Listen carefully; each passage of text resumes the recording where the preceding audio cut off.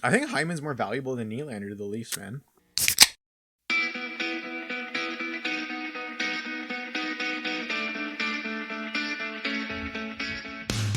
You're listening to the Draft in Hand podcast with your hosts, Greg, Ian, and Mark. Guys, this just in. Breaking news. The Toronto Maple Leafs have just asked Martin Brodeur if he wants to come over from Enterprise Rent-A-Car. I thought you were going to say Corey Connors' 4-shot back one on the Sunday. No. Trade deadline's coming up tomorrow. I'm assuming if anyone's listening to this, the trade deadline's either ongoing or stuff, but we're recording this on Sunday, just after noon, around 1 o'clock. So we might react to some trade stuff, but we're not going to get a whole bunch of things, because by the time you listen to this, it might already be done, in which case it would be redundant, and then we just sound stupid. Yep. Dumber than usual. Yeah. Hard to do. No. Regardless, thanks for joining us, everybody. I'm Greg. That's Ian. Yo. Over there's Mark. Yo. And it was a great weekend. It was a great week. I golfed 3 times already. Gorgeous weather. In the I guess fall, it went. We were saying in the fall it went straight from summer to winter, and then it went back to summer, and then it became fall again. And it's sort of doing. We had like 3 days of winter. Yeah, but then we're doing the same thing again. It was winter, and then we went straight to summer. We're kind of skipping over spring, sort of, because it's that hot. It's going to be like 10 degrees all next week, though, too. Yeah, it's getting colder again this week. Oh, so yeah, back colder, to spring. You mean seasonal? Yeah, seasonal. So it's exactly the exact same things happening. So instead of going to fall, it's like, summer, winter, summer, then fall. Yeah, but at least in the fall, like, your allergies go away, where the spring, your allergies come back. So we're going winter, summer, winter, and then now we're going to go spring. I'm just going to die for like the next 3 weeks of allergies. Are they that bad? Oh, I can already feel them, man. Some days, like, I could felt my sinuses. It just feels like I'm just like, man, my nose is like runny inside my head, but like, that's gross. My boogers are so dry. Ooh, that's delicious. Like, if I sneeze, it's going to be liquid, but like, when I go reach for a thing, I'm going to pull out a fucking gold nugget.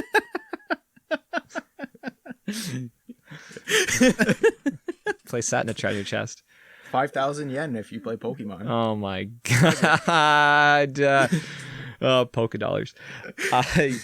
I'm actually pretty good. You know what? This last, without all of the driving around because of the COVID and the work from home thing, I found last summer my allergies weren't nearly as bad. Mine are awful, man. Yours were still bad? Well, I'm working up in like ragweed country too, and like when I'm up at Gallatin, it's all ragweed up there, man. It fucking sucks. Yeah, I don't think we're allergic to the same stuff though. No, I think we're allergic to slightly different things. But you're just noticeable down in the city in the summer. It's just June for me. It's just as everything's blooming. It's June. Just June. Early season. Once everything's there, I'm fine. So right now it's gorgeous. It's like no bugs. So I was at the cottage for a few days.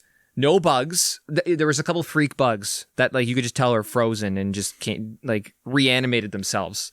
But we watched the ice go out in 48 hours. I posted something on Instagram of the lake, basically of our bay, and completely frozen on Wednesday.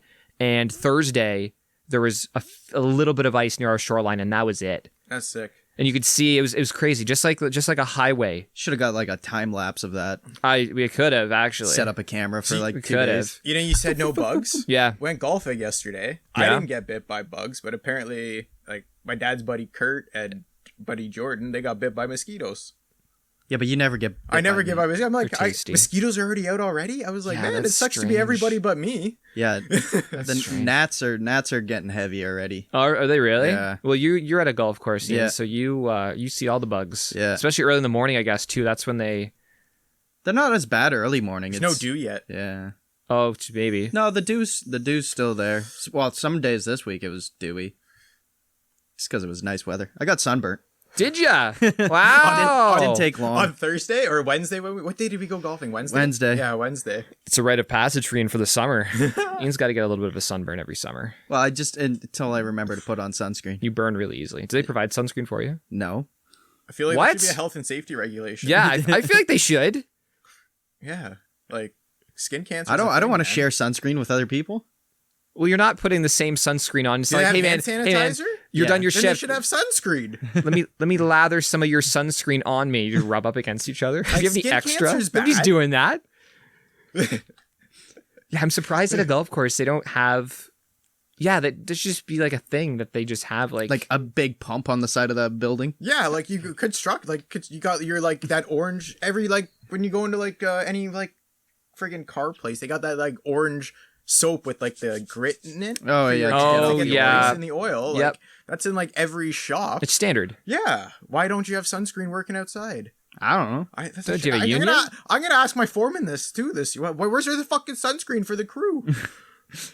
Half of them probably don't wear sunscreen. Yeah, none of us do. No. Yeah. We're like immune to the sun basically now. Yeah. Like, the only time you really feel it is the first week or whatever. As long as it's not too hot. Yeah, if you get that nice base tan. Yeah, you got a bad burn last year. That's because first week was like 40 degrees in like May, and then it goes down to like 15. It was like, why? You didn't ease into it. No. You didn't get a nice base tan. Exactly. I got straight up like boiled. Just boiled. Yeah. Yeah, it's kind of gross. It's kind of gross. That's true though. That's like is that considered personal protective stuff? PPE? Yeah. Technically. Maybe. Kind of. Because it's protecting yourself against things. So I haven't done a lot of outside work, but when I was working TO 2015, I remember they did give volunteers sunscreen. They had so much sunscreen for volunteers. Yeah. It was my shift was at the exhibition place essentially. So they had a couple tented exhibition place and just water and sunscreen for the volunteers. That's like neat. Just lots of even sunscreen. for everything. Well, you guys are out there so long. So workforce. Right? Yeah, exactly. Because you guys are out there for 12 hours. You need to reapply. Like I apply in the morning and then I'm good for the day. Yep. Now, I don't know if that was every venue because I didn't go into every... I was at a bunch of different venues, but I know beach volleyball was down at our exhibition place. That's and cool stuff to like know. that. But fuck. So that's why I'm just kind of wondering. Like, I don't know if that's just like a value added, but at the same time, like as a volunteer for the games, so he's knowing they're caring about you. Yeah, you literally, it's like show up with your game crew, like your backpack that had your shirt and hat and your accreditation and everything like that.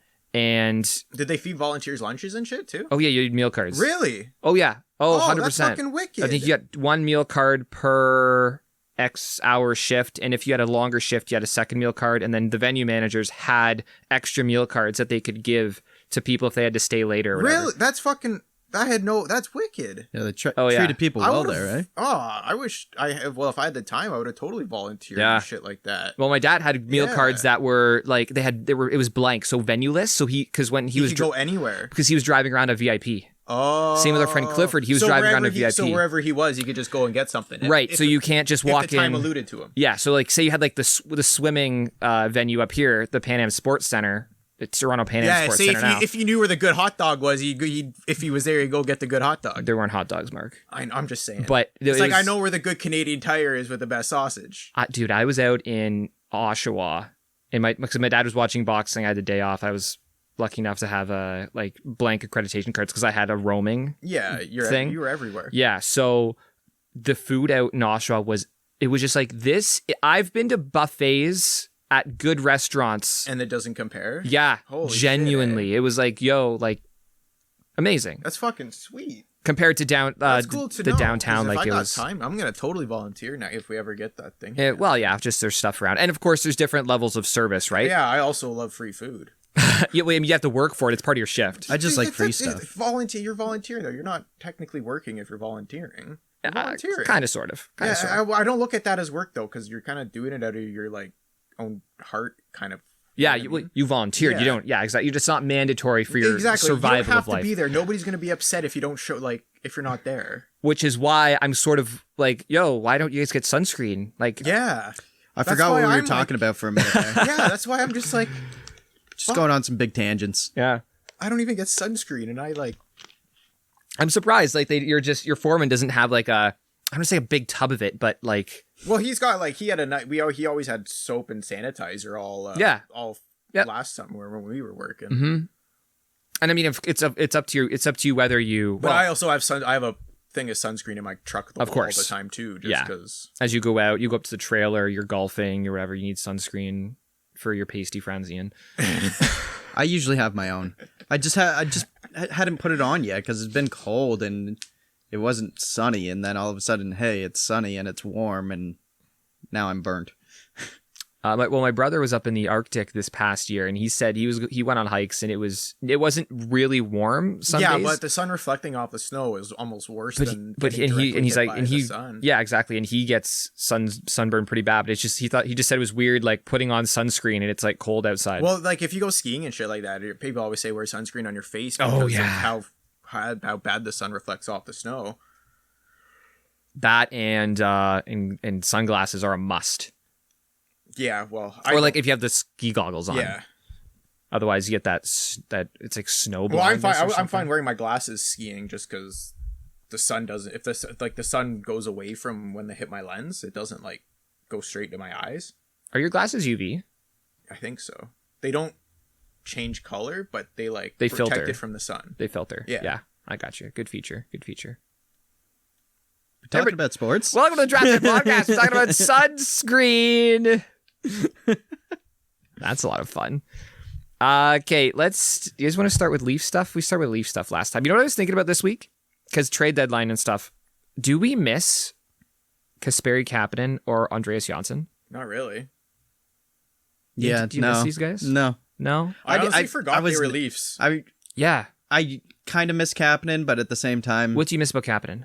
His speed. Yeah, that's about it. Just his speed. Yeah. But we're clearly surviving without it. We're the Toronto Maple Leafs are first place. I was never a big fan of Janssen. I was never a fan of Andreas Janssen anyways. So He was a spaz. yeah. Well, and he was injured all the time too. Like he was supposed to be good. He was a seventh rounder though. Yeah. So good for him for making the show and shit. Yeah. And he was a cool story. He was a Marley and stuff like. Remember we watched him with the Marley, so we have that little he was A a guy good like Marley, him, yeah. trading a guy like him a 7th round pick for anything is an automatic win. Yep. Basically, yeah. Like, And what did we traded or a first round to get Kapanen, and then we traded a first round to. We traded away Kapanen. We got Amirov. Kapanen was in the Kessel trade. Amirov and oh my god, Was Kapanen in the Kessel trade? Yeah. Yes, and a first rounder. Yep. And we traded Kapanen back for basically the same thing that we got First him rounder, with. yeah. Hollander. Yeah, Niles Hoglander. Not the Hollander. I don't know who we get. I don't know. Hoglander. I don't know. We're not looking it up. Some Swedish kid. Because we've talked about it previous. But yes. But I just thought about it. I'm like, yo, we don't really miss these guys. First of all, they're wingers. Do we miss Cody Ceci as well? Who? No. Not at all. Not really. Are we glad Marty Marinson hasn't played a game this year? Yes. He's still on the roster? He's there. He's there. He's a Marley. Probably playing He's a Marley. Yeah. Thank God AHL. the Leafs fired Babcock. Yeah, he would have been like first line center somehow. Oh man, that and somebody. I was reading an article this week. They made a very compelling case. I know Lou Lamoriello made a nice trade this week already. I think Islanders are they're good contenders. Holy fuck, man! They're missing with Barry Trotz coaching that team too. Well, I think that's the key. I don't think the key is Lou Lamoriello. I think the key is their coaching staff.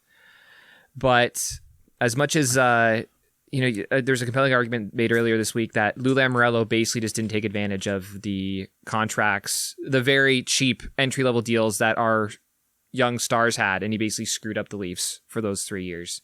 Just because he didn't, it's like, make a trade now, sign guys now. You have all these kids that are so talented and they're on entry-level deals, and he just didn't do anything. Yeah. Yeah. Maybe. I mean, he went and got Patrick Marleau, but it's like, okay, cool. Like, for how much did we pay Patrick Marleau? You could also say in hindsight that it was like they still lost. What was it, like eight average a year, or it was something crazy. It's like for that much, you can get so much better player for 8. But it's Mark, you're right. It's all in hindsight. It's just, I mean, that's how you look at the past, though. So this week, the Toronto Maple Leafs won 4 times, or I guess since our last podcast, they won 4 times. Yeah. I want to talk about the Calgary Flames for a minute. The Leafs played the Flames back-to-back early in the week. And beat them. What? And refereeing was atrocious.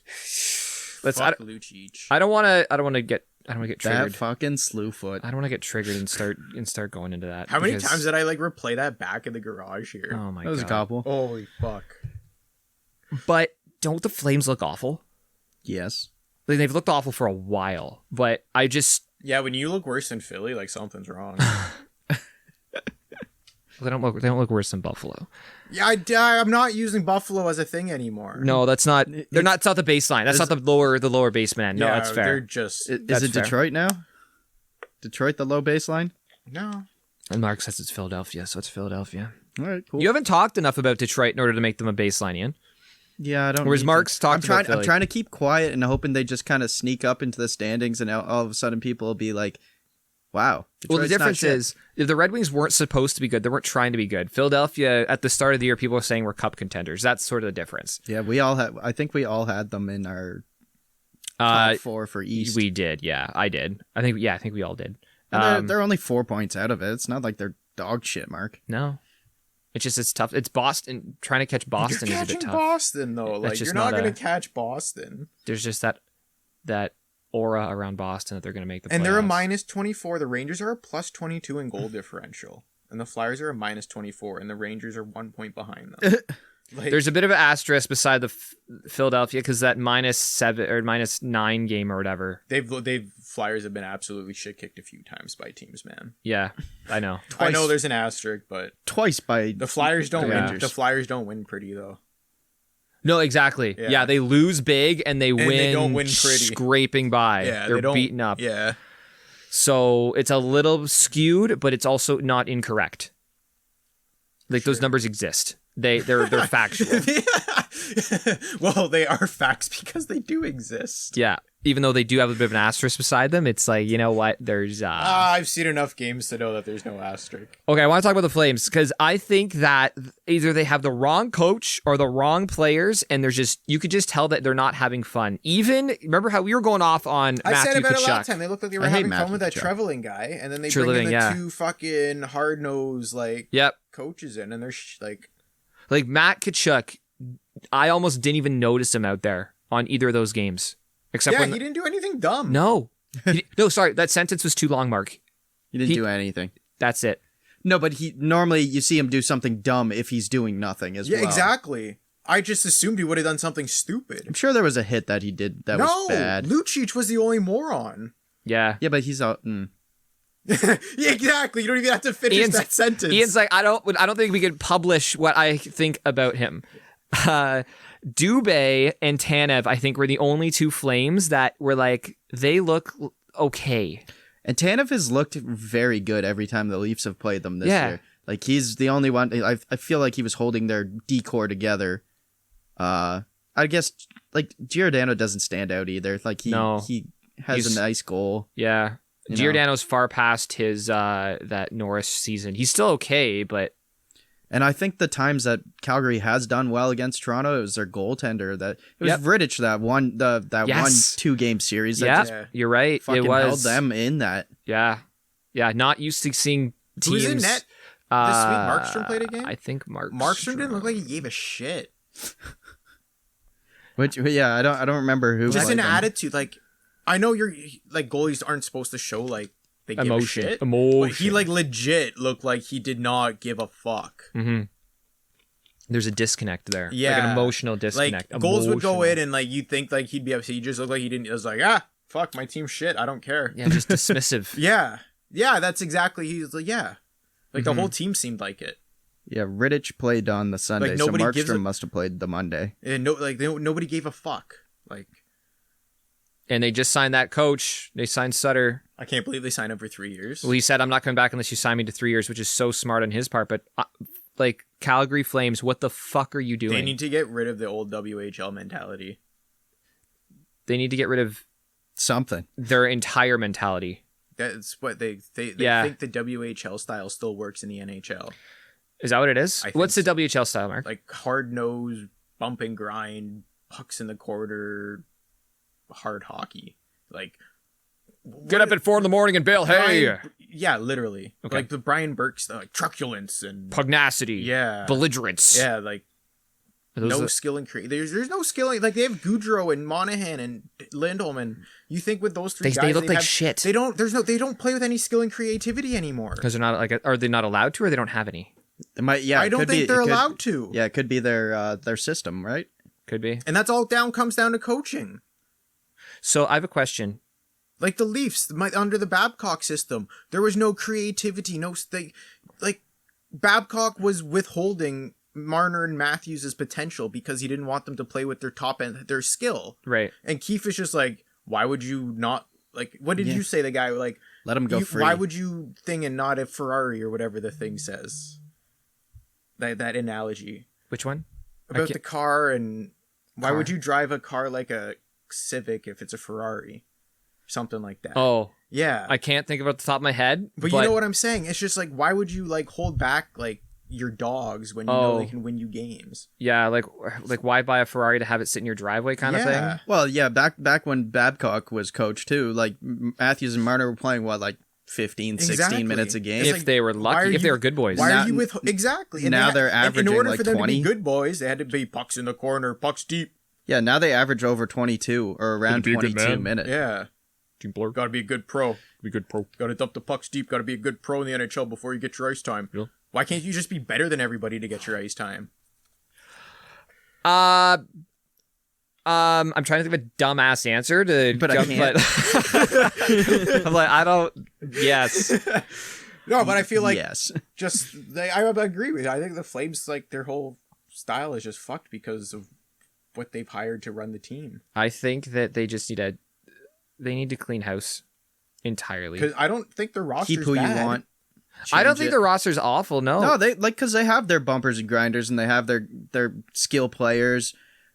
Their defense is okay-ish, and they have some younger players back there too. Markstrom should be good. Their goaltending is better. Their goaltending is... And Rittich is good. Is their goaltending above league average? Like just not in terms of stats, in terms of talent. In terms talent, of yes. probably. Yes, 100%. Above In average. terms of stats right now, yes. No. Yeah, don't look at the stats. 100% just yes. In terms of... So Markstrom, I think Markstrom's above. I think Markstrom's really good. And Rittich is an above average backup. Yeah. Way above. Like, that's a solid one, too. And I think I had them going into the playoffs, actually. I had the Flames making the playoffs, too. Did you see what Columbus is doing? Like, I think we might have talked about it, what Columbus is trying to do with Laine. Mark? They're trying to turn him into power forward. I was like, why the fuck are you trying to turn a guy with the best shot into the league into a fucking power forward? Yeah. I literally have that written down. Like, I don't fucking get it. Oh, we got the best shooter in the world. Let's turn him into a power forward. No! You just traded Josh Anderson, who is probably a really damn good power forward in Montreal, for Max Domi, who is not a power forward. Why are you trading Patrick Laine? For Patrick Laine to turn him into a power forward. To turn him into Josh Anderson, you just traded him exactly. away. It's fucking, like, what the fuck are you thinking? Yeah, why I wouldn't even do that. Like, I don't even know you could pull that trade off in, like, NHL, like the video game. No. Yeah, don't trade away something just... I mean, and you know what? And the Leafs sort of did it too with Nazem Kadri. They traded away a third-line center. Now we need a third-line center. At the same time, like, the role is different too. Yeah. Like, we need a little sandpaper. Okay, well, we went and got Wayne Simmons. It's not the same. It's not skilled sandpaper. It's more... It's also not, like, franchise-changing player, potentially. No... Which Kadri still has that second, but it's like it's Laine's still second there. Overall pick, like that pedigree is there a lot higher than what Kadri was, though. I had written down. Happened. What I had written down here was the exact same thing you said. Is the Johnny Gaudreau Sutter situation the same as the Patrick Laine Torts situation? Gaudreau's been fucked since Ward's been there. Why is isn't Gaudreau like a 4th round pick?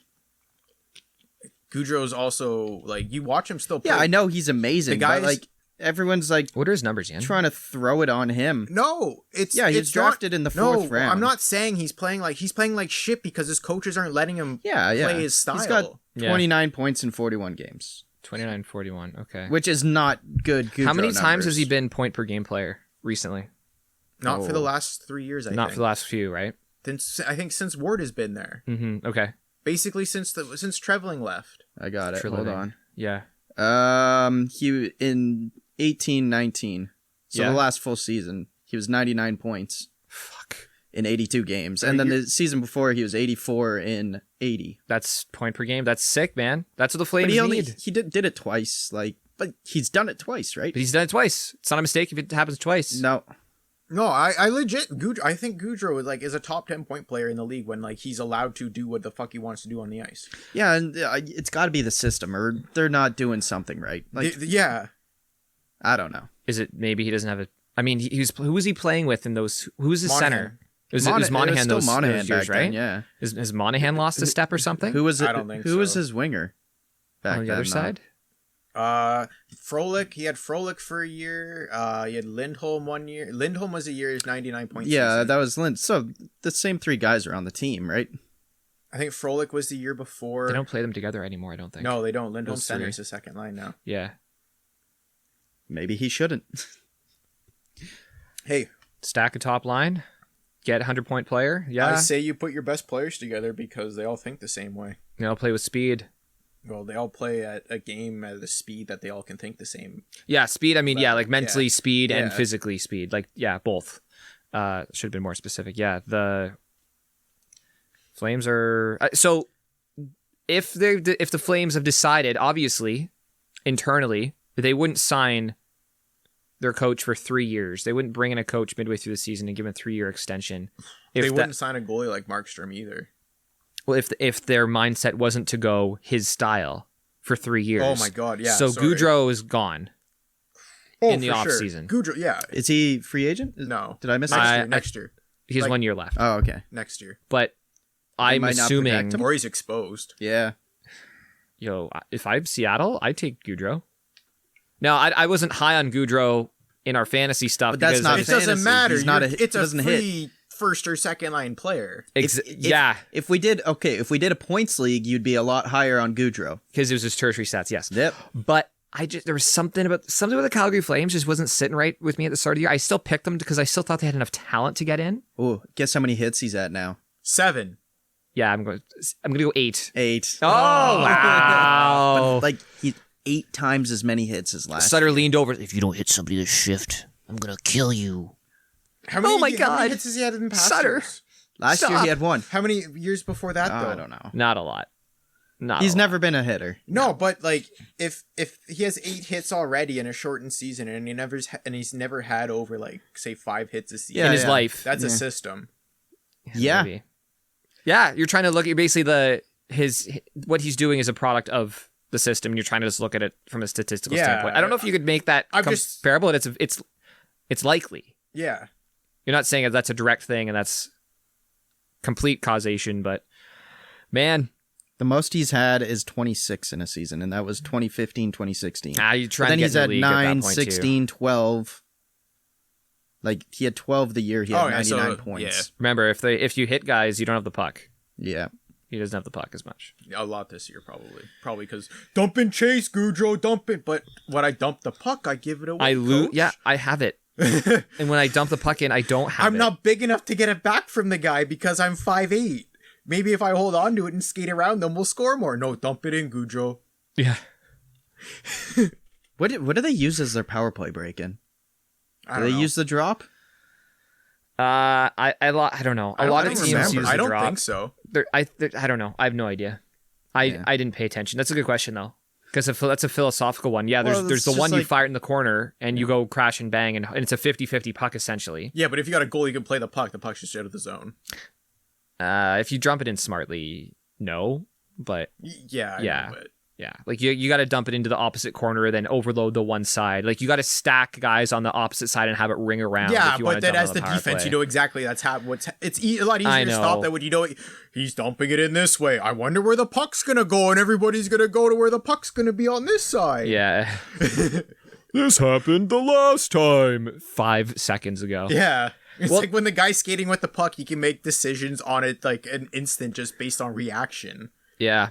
I mean, the And thing hey- is, You still have the puck on your stick. and the thing is, if you're doing the dump in on the power play, all you have to do is you just dump it in the opposite.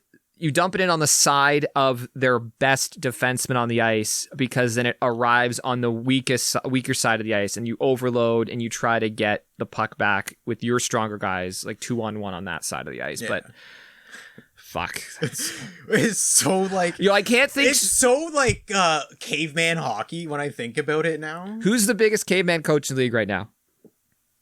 Sutter or There Torts? we go. Full circle, I guess. All right, are we done with the Flames?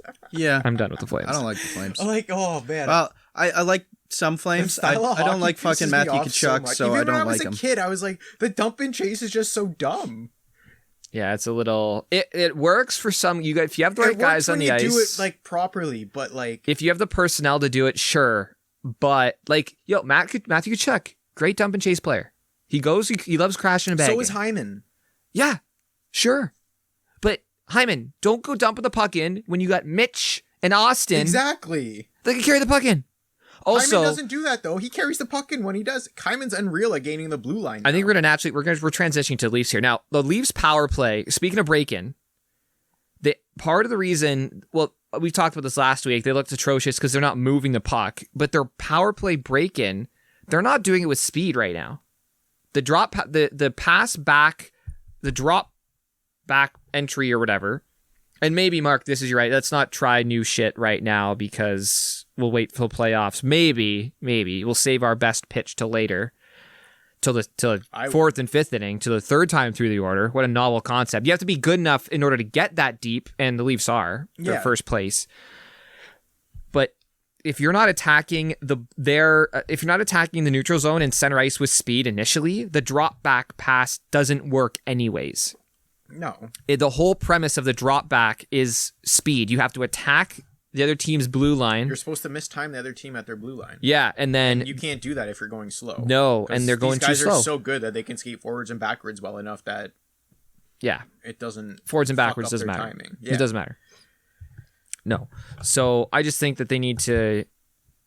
They're doing it well enough. Well, it's this thing to get by. When playing men's league, would say we weren't in a high division, but when you're playing a team with that guy who was like coupled of who should be playing like C division, and he starts wheeling from behind the net, and you're like, oh fuck, this guy's got speed already. You know you're fucked. But like when that guy was like coming in and he couldn't get the speed, you're like, I can stop him now because it's easier. But like when you got speed, when guys are skilled as Matthews and Marner and they're coming in with speed, it's just like guys are just like, oh fuck. It's hard to time that poke check with McKinnon. I was literally just going to say that exact coming thing. In on him, and Pietrangelo like, oh fuck, because he knows he's mistimed already. And he said that like as McKinnon was exiting his own zone, and he knows because he's already has him mistimed. And Pietrangelo was basically in his own zone. Yeah, yeah. It's like you are like like a second ahead of time. It's like I'm screwed. Yeah, yeah. I was just Mark and I are on the same wavelength. I was just like. Today. Fuck. I've been that defenseman too, where you're just like, shit. I can't get up high enough to time him skating backwards to just funnel him. I'm out too deep and he's coming too fast already. I cannot get up and down quick enough to try and time his speed. In order to gap control and match his speed. It's literally That's all you can do. You're literally a moving pylon at that point. Yeah, like what can you do? Nothing. You're a moving time pylon. The perfect poke check. That's all you can do. And hopefully you get the because puck. Otherwise you're too close to your own net that they're going to snap hit him one. because he's moving too Honestly, fast. you're probably going to get a slash or a trip if you want to make a play, or you're just letting the guy blow by you. Yeah, exactly. You're screwed before you can even. Yeah, you know. react. Yeah, you're just like, oh fuck. And you're already praying the goalie makes a save. And it's funny because Pietrangelo still kept him outside on that one. Thanks, Greg. What? Hey, what? Pietrangelo still kept him outside on that, even though he snipped. But like, he still managed to like limit the square him a little bit, but we're talking about an all-star defenseman. Yeah. Your average defenseman. Like, sorry, Justin Hall, we love you. We're gonna give you a shout out almost every episode, chance. but no, you won't. Sorry. Maybe like if you time the poke check perfectly. Yeah, I agree. I agree. Hey, what is there? Ian, is there a Leaf you want to talk about this week? Which Toronto Maple Leaf stood out to you this week? I've liked Austin Matthews. Okay, Austin Matthews. How many goals does he have? 31. That hat trick gets Mark a little closer to 48. Is he 31? He's on pace for 44 now again. Yeah. I was like, oh my god, he might do it, and he missed like 2 weeks. 31 in 38 Okay, games. the thing is, if he's at like 30 or like 40 goals and like whatever, I'm like, yo, he was definitely gonna get it. Like, how many games did he miss? 2? 3. 3? 3. Yeah, just 3. So, but those 3 games, he could have had 6 goals. He could have had 9.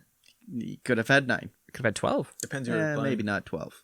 You're right. Know that. Maybe 13. Maybe He 13. could have been playing on. Maybe he changed the game to rookie settings.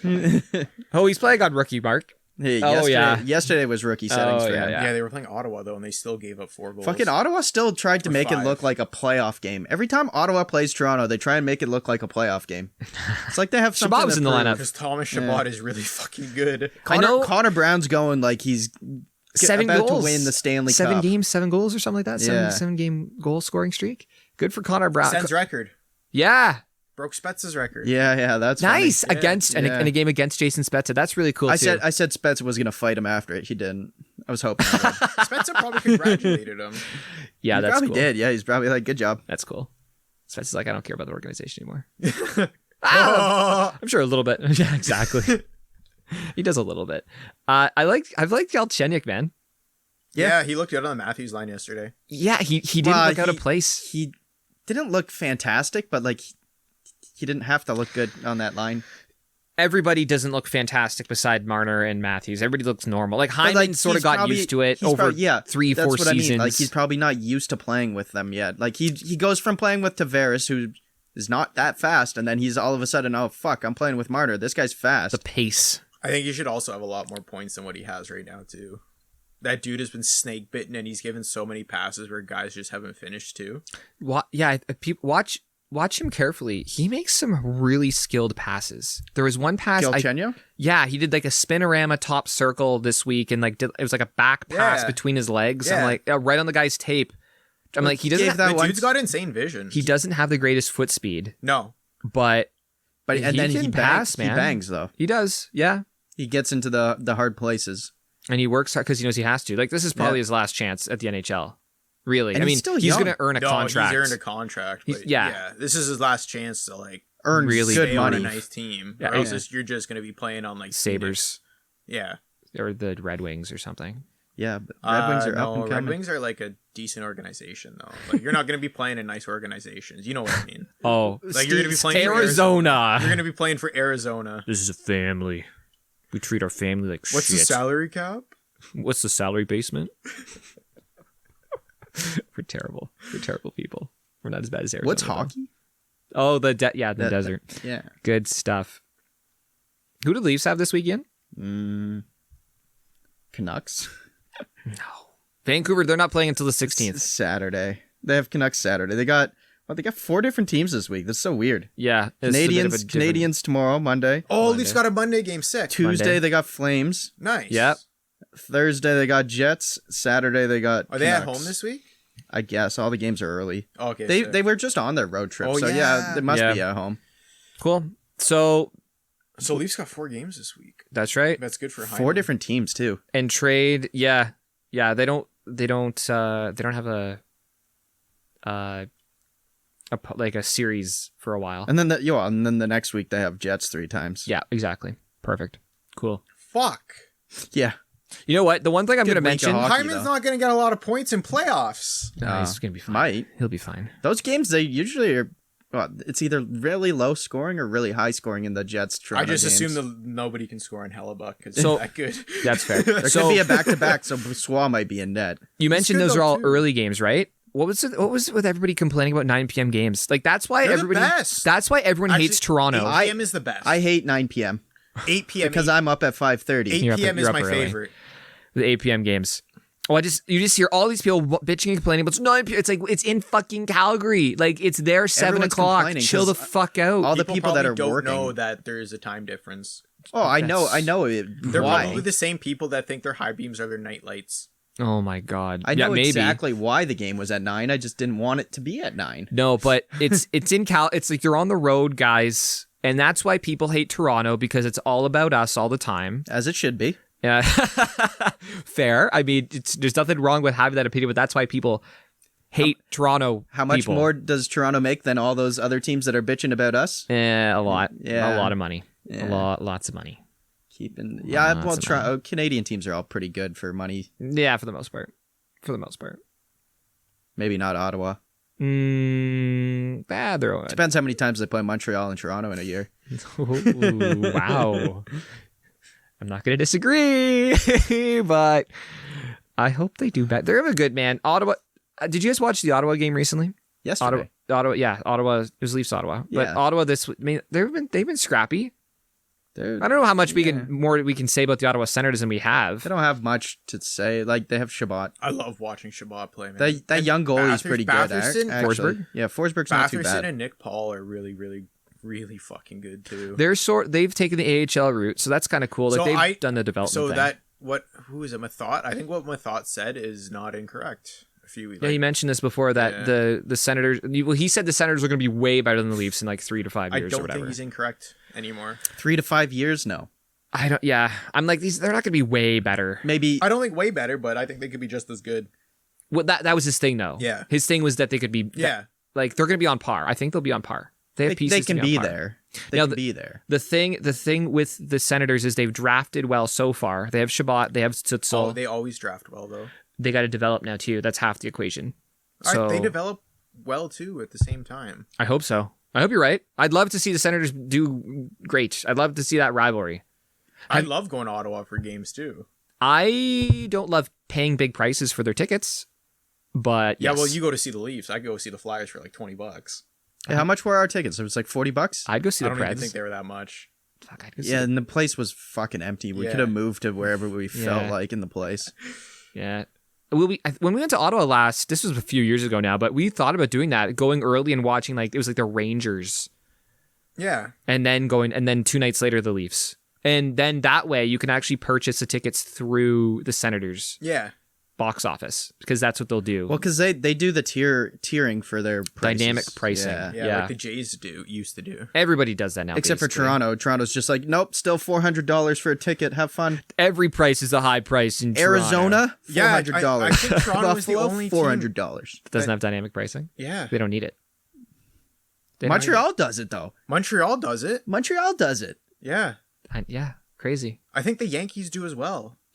That's a lot of games, though, I think. No, I know, but... Like, I think baseball of all the sports that makes the most sense, just because they have 80. Yeah.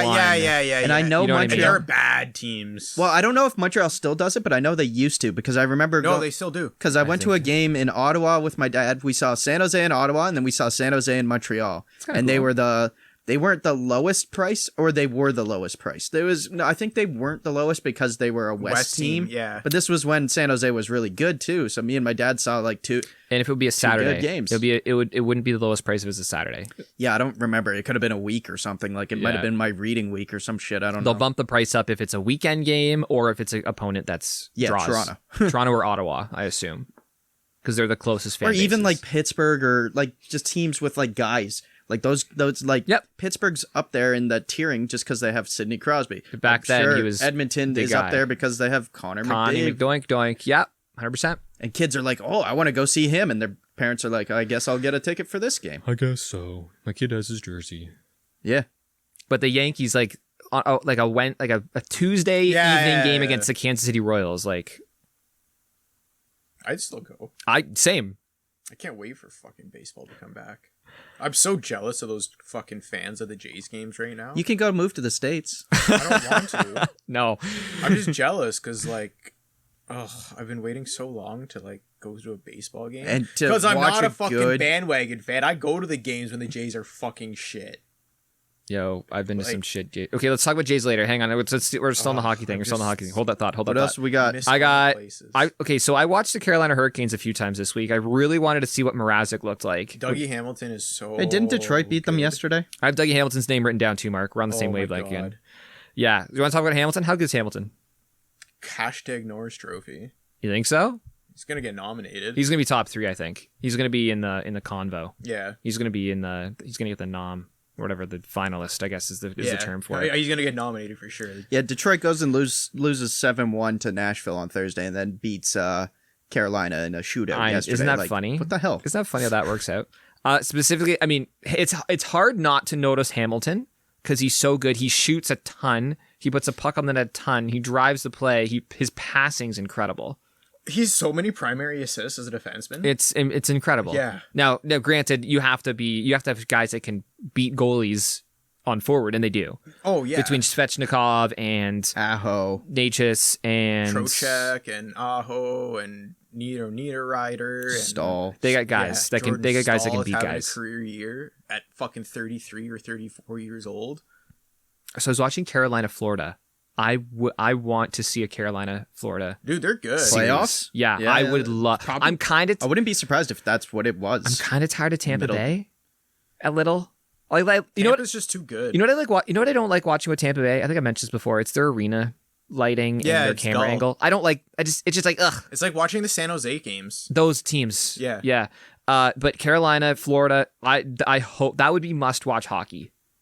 I think that would be like the series that I would circle. Weren't we watching a game recently where like the main camera went out and they used a different angle and it was weird. It was better though. It was but it was just like it's like it was lower. Yeah. It was more like if you were sitting in the stands as Yeah. opposed to behind the stands.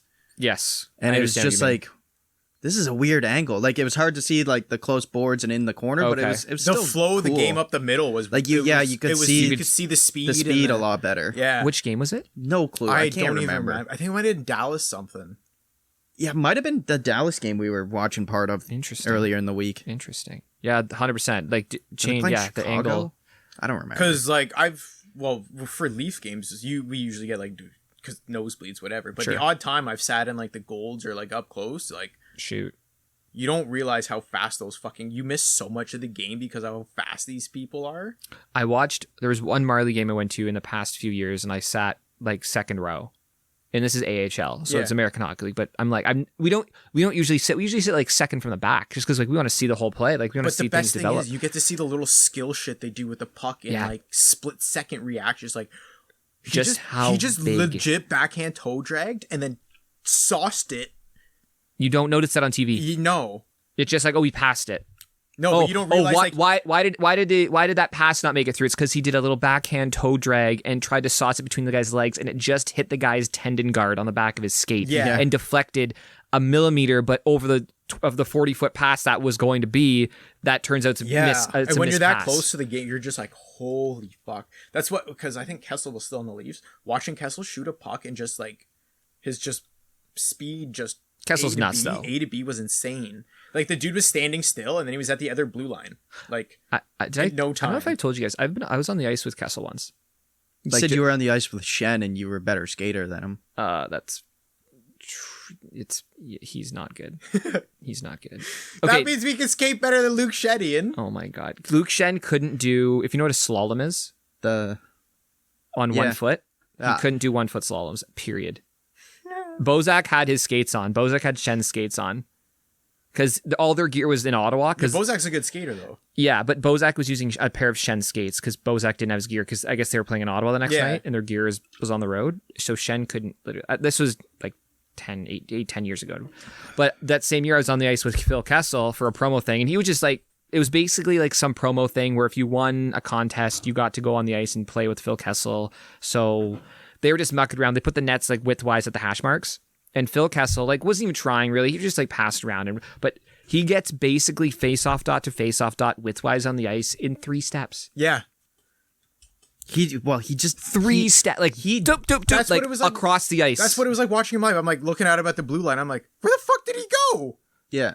It's Well, And he was just insane. over there. He gets so low in his skating stance too. Like he gets And of course- down and then he just And of course digs that in. was younger Phil Kessel too. yeah when he right? was real fast. but- snipping 5-hole from blue line. Silly. Okay, sorry. I just want to finish on the Carolina Hurricanes because we're not really before we get off topic a little anymore. Anymore.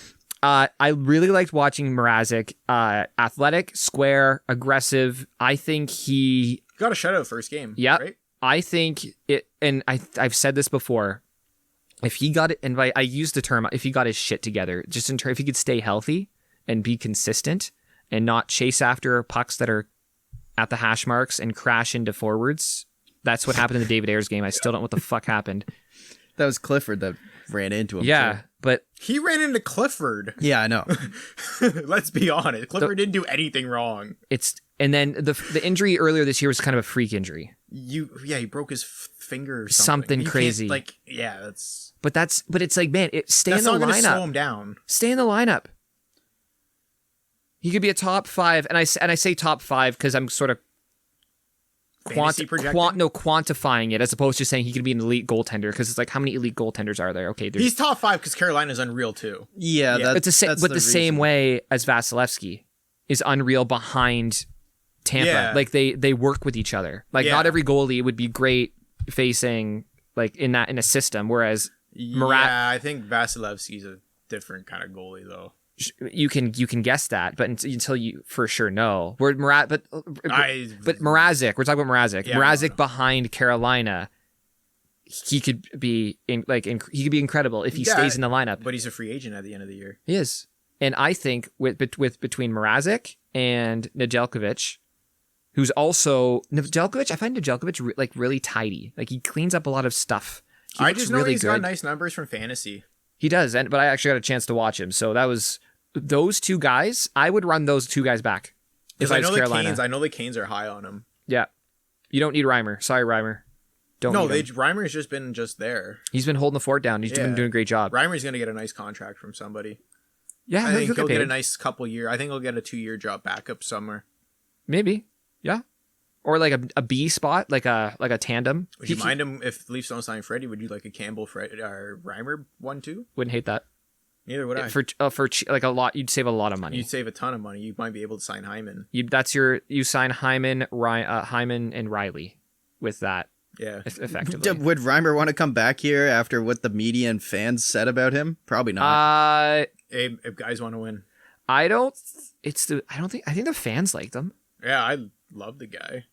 Anyway, Mark and I both said that Anderson might be going to Carolina, but with Mrazek looking like that, I think they run him back. Yep. And it's going to cost a pretty penny though. It also depends on what they do in the playoffs, because if Mrazek shits in the playoffs, like if he doesn't get his shit together, in the playoffs, they might just drop him. Right? That's exactly. Yeah.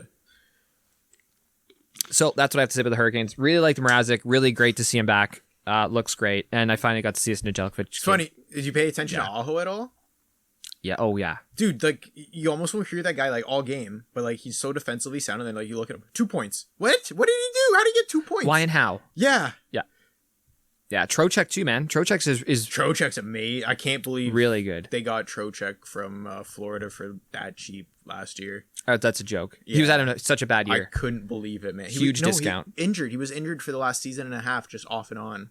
He's been injured a bit this year, but like the dude is insane. Their decor's really young too. Yeah, they got Brady Shea as well last year. Jake Bean, Hayden Fleury. I remember these guys from the World Juniors. Yeah, I know people I know people that are really high on Jacob Slavin. Slavin, yeah. Like Dougie Hamilton's only 27. Bean's 22. Yeah, Slavin's good, but like Dougie Hamilton's another level good.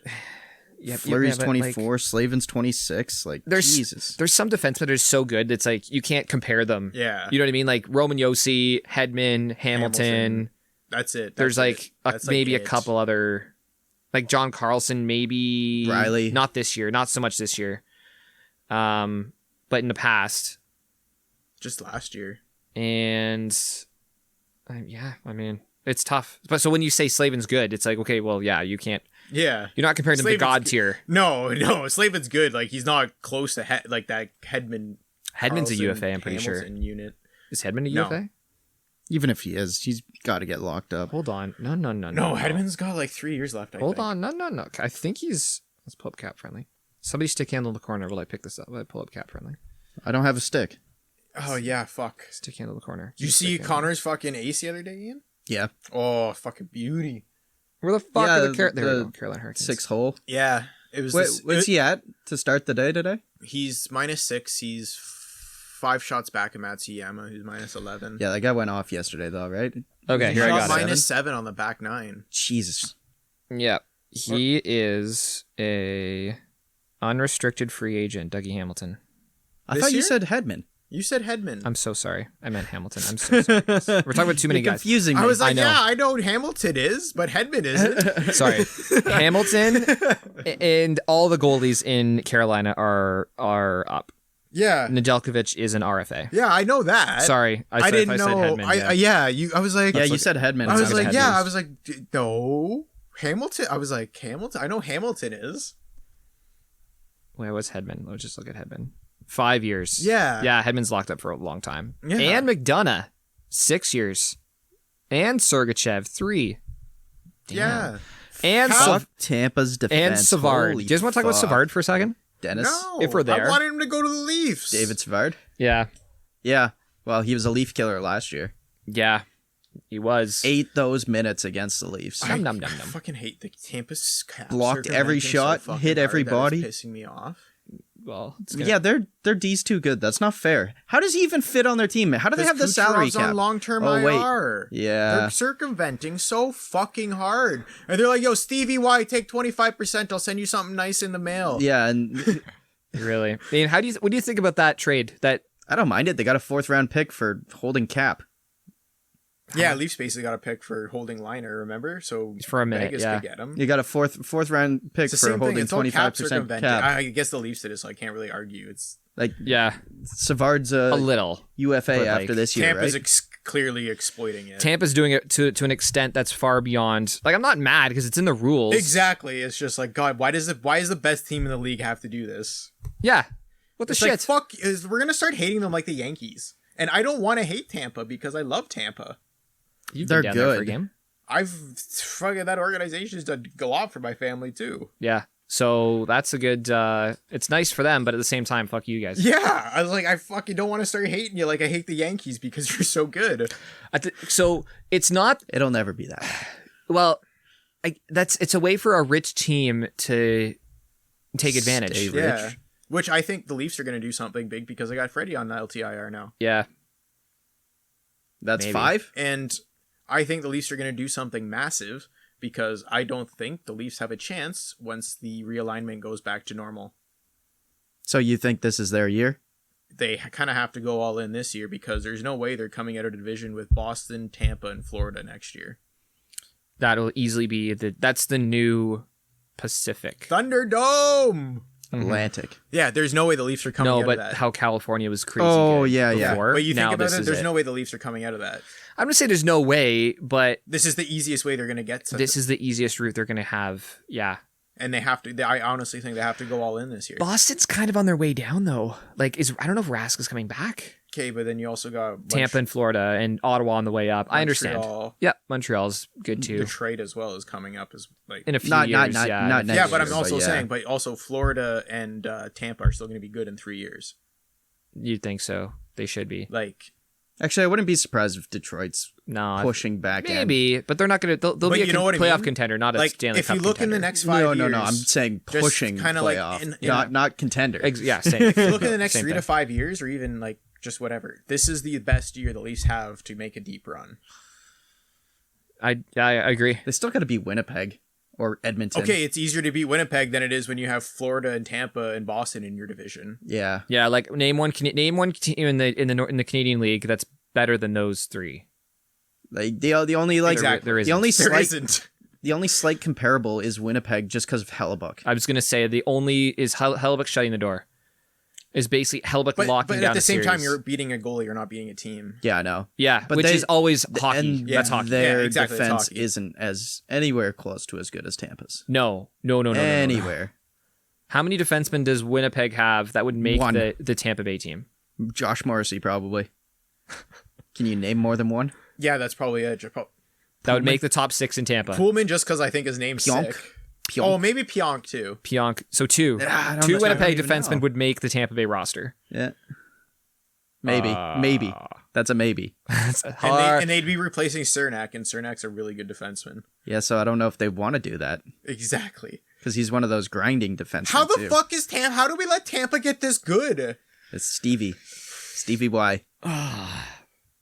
He's This is still the Red Wings' fault somehow. yes. I got it's a trade deadline coming up. Do you wonder? I'm gonna run through these names that we had on the big bait board just Right real now? quick. Yeah, I'm just gonna run through them real quick. I'm gonna read them out real quick. Okay, Ryan. I'm not gonna say the teams. Just read them out. We got Ryan, who's injured. Fabry, Glendening, Nemesnikov, Gagne, and Bernier. That's all Detroit, right? But Ryan Miller has been linked to a couple teams. Raquel, Getzlaff.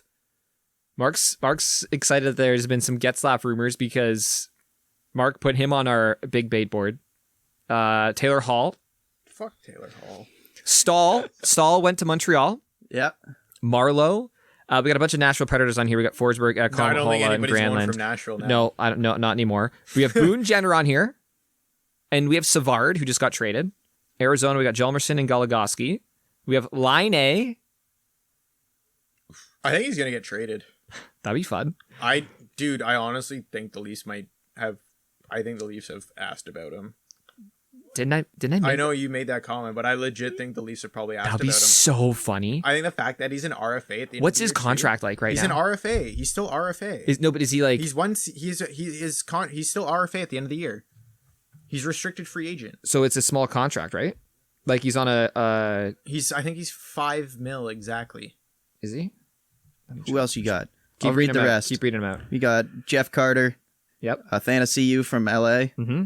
Paul Mary traded. Vatanen. Yep. Vatanen was put on waivers today. Yeah. So good. DeZingle and Grabranson from Ottawa. Yeah. And then Lawton and Raffle from Philly. Lawton's been rumored, although they're working an extension. It, always say that. I know, but hopefully- Lawton in Toronto would be unreal too. You were saying that's like Hyman 2.0. Right-handed Hyman. Solid. Where the I'm so fucking stupid. Guess who I'm looking for? Patrick Laine on the fucking Winnipeg Jets. He's not there. I'm so dumb. He's on Columbus now, Greg. Patrick Laine, just under 5. Yeah. Just under 5. So Anderson's Anderson's contract. And he's What do you want to? Do you actually want? Okay, hold on. The Hear me out. fact that he's an RFA at the end of the year means you still have control over the guy. Yeah, And if a team wants to offer sheet him, take him. you get back more than you traded away, probably. Exactly. That's a video game trade. Yeah. That's literally you And the fact say you that- get him like 2 first So, and you rounders. think about it, Laine you get was him, traded for trade him in the Dubois. summer.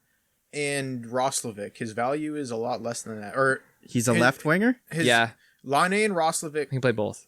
went for Dubois, so he's definitely worth a lot less than Dubois now. Probably. Yeah, sure. So like Robertson in a first, probably. and Do then that?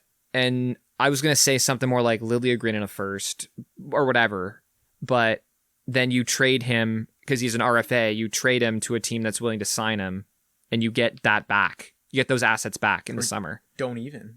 You sign him to a bridge deal because he's still RFA. Or maybe. I mean, if Yeah. he's willing, if he's willing to. that'd be stupid. If people are listening to this, it either has happened or hasn't it works, happened. though. Like it makes weird sense. Like Yeah, why not? Like the Leafs have to do something big, and honestly, I think he's a better locker room guy than Taylor Hall. ooh, and easier to fit under the cap. Yeah, Well, right now it's about 225 on and Sunday, also he's already and it hasn't playing in happened. Canada. Or no, he's in Columbus now. Fuck, I forgot he's not on Winnipeg. John Merrill just went to the Montreal from Detroit. Canadiens. Oh, the Pokemon.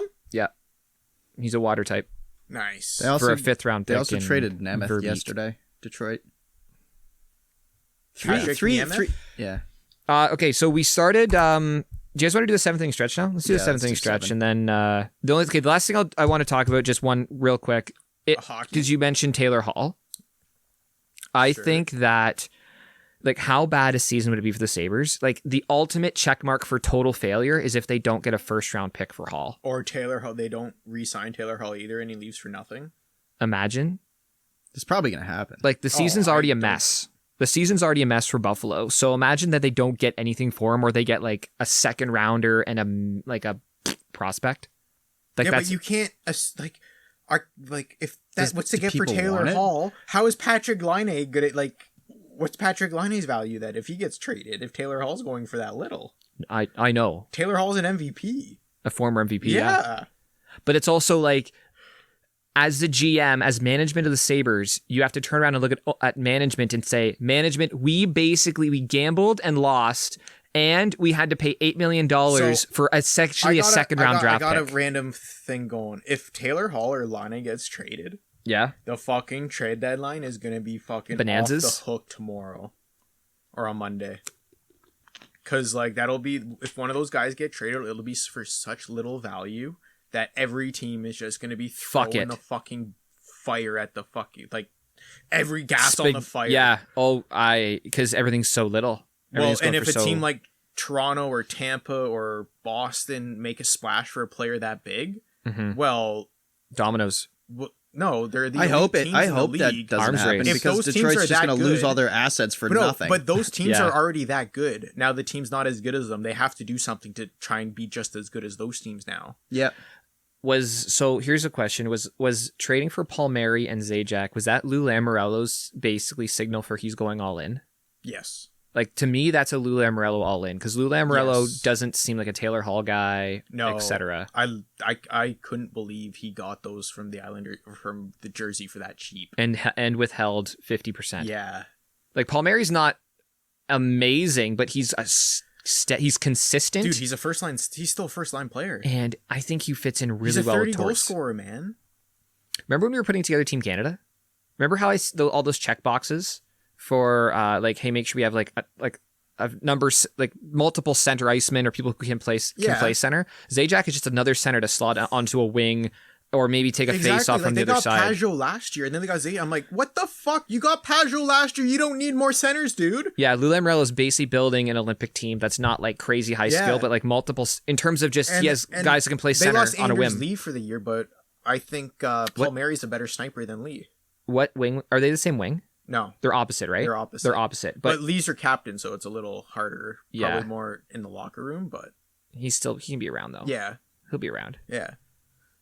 But yeah, I couldn't believe Lou pulled that. I was like, oh my fuck. Like, the With the Islanders retained are legit salary. a fucking contender. And now. those two prospects, those are like AHL guys basically. Essentially, they're not they roster.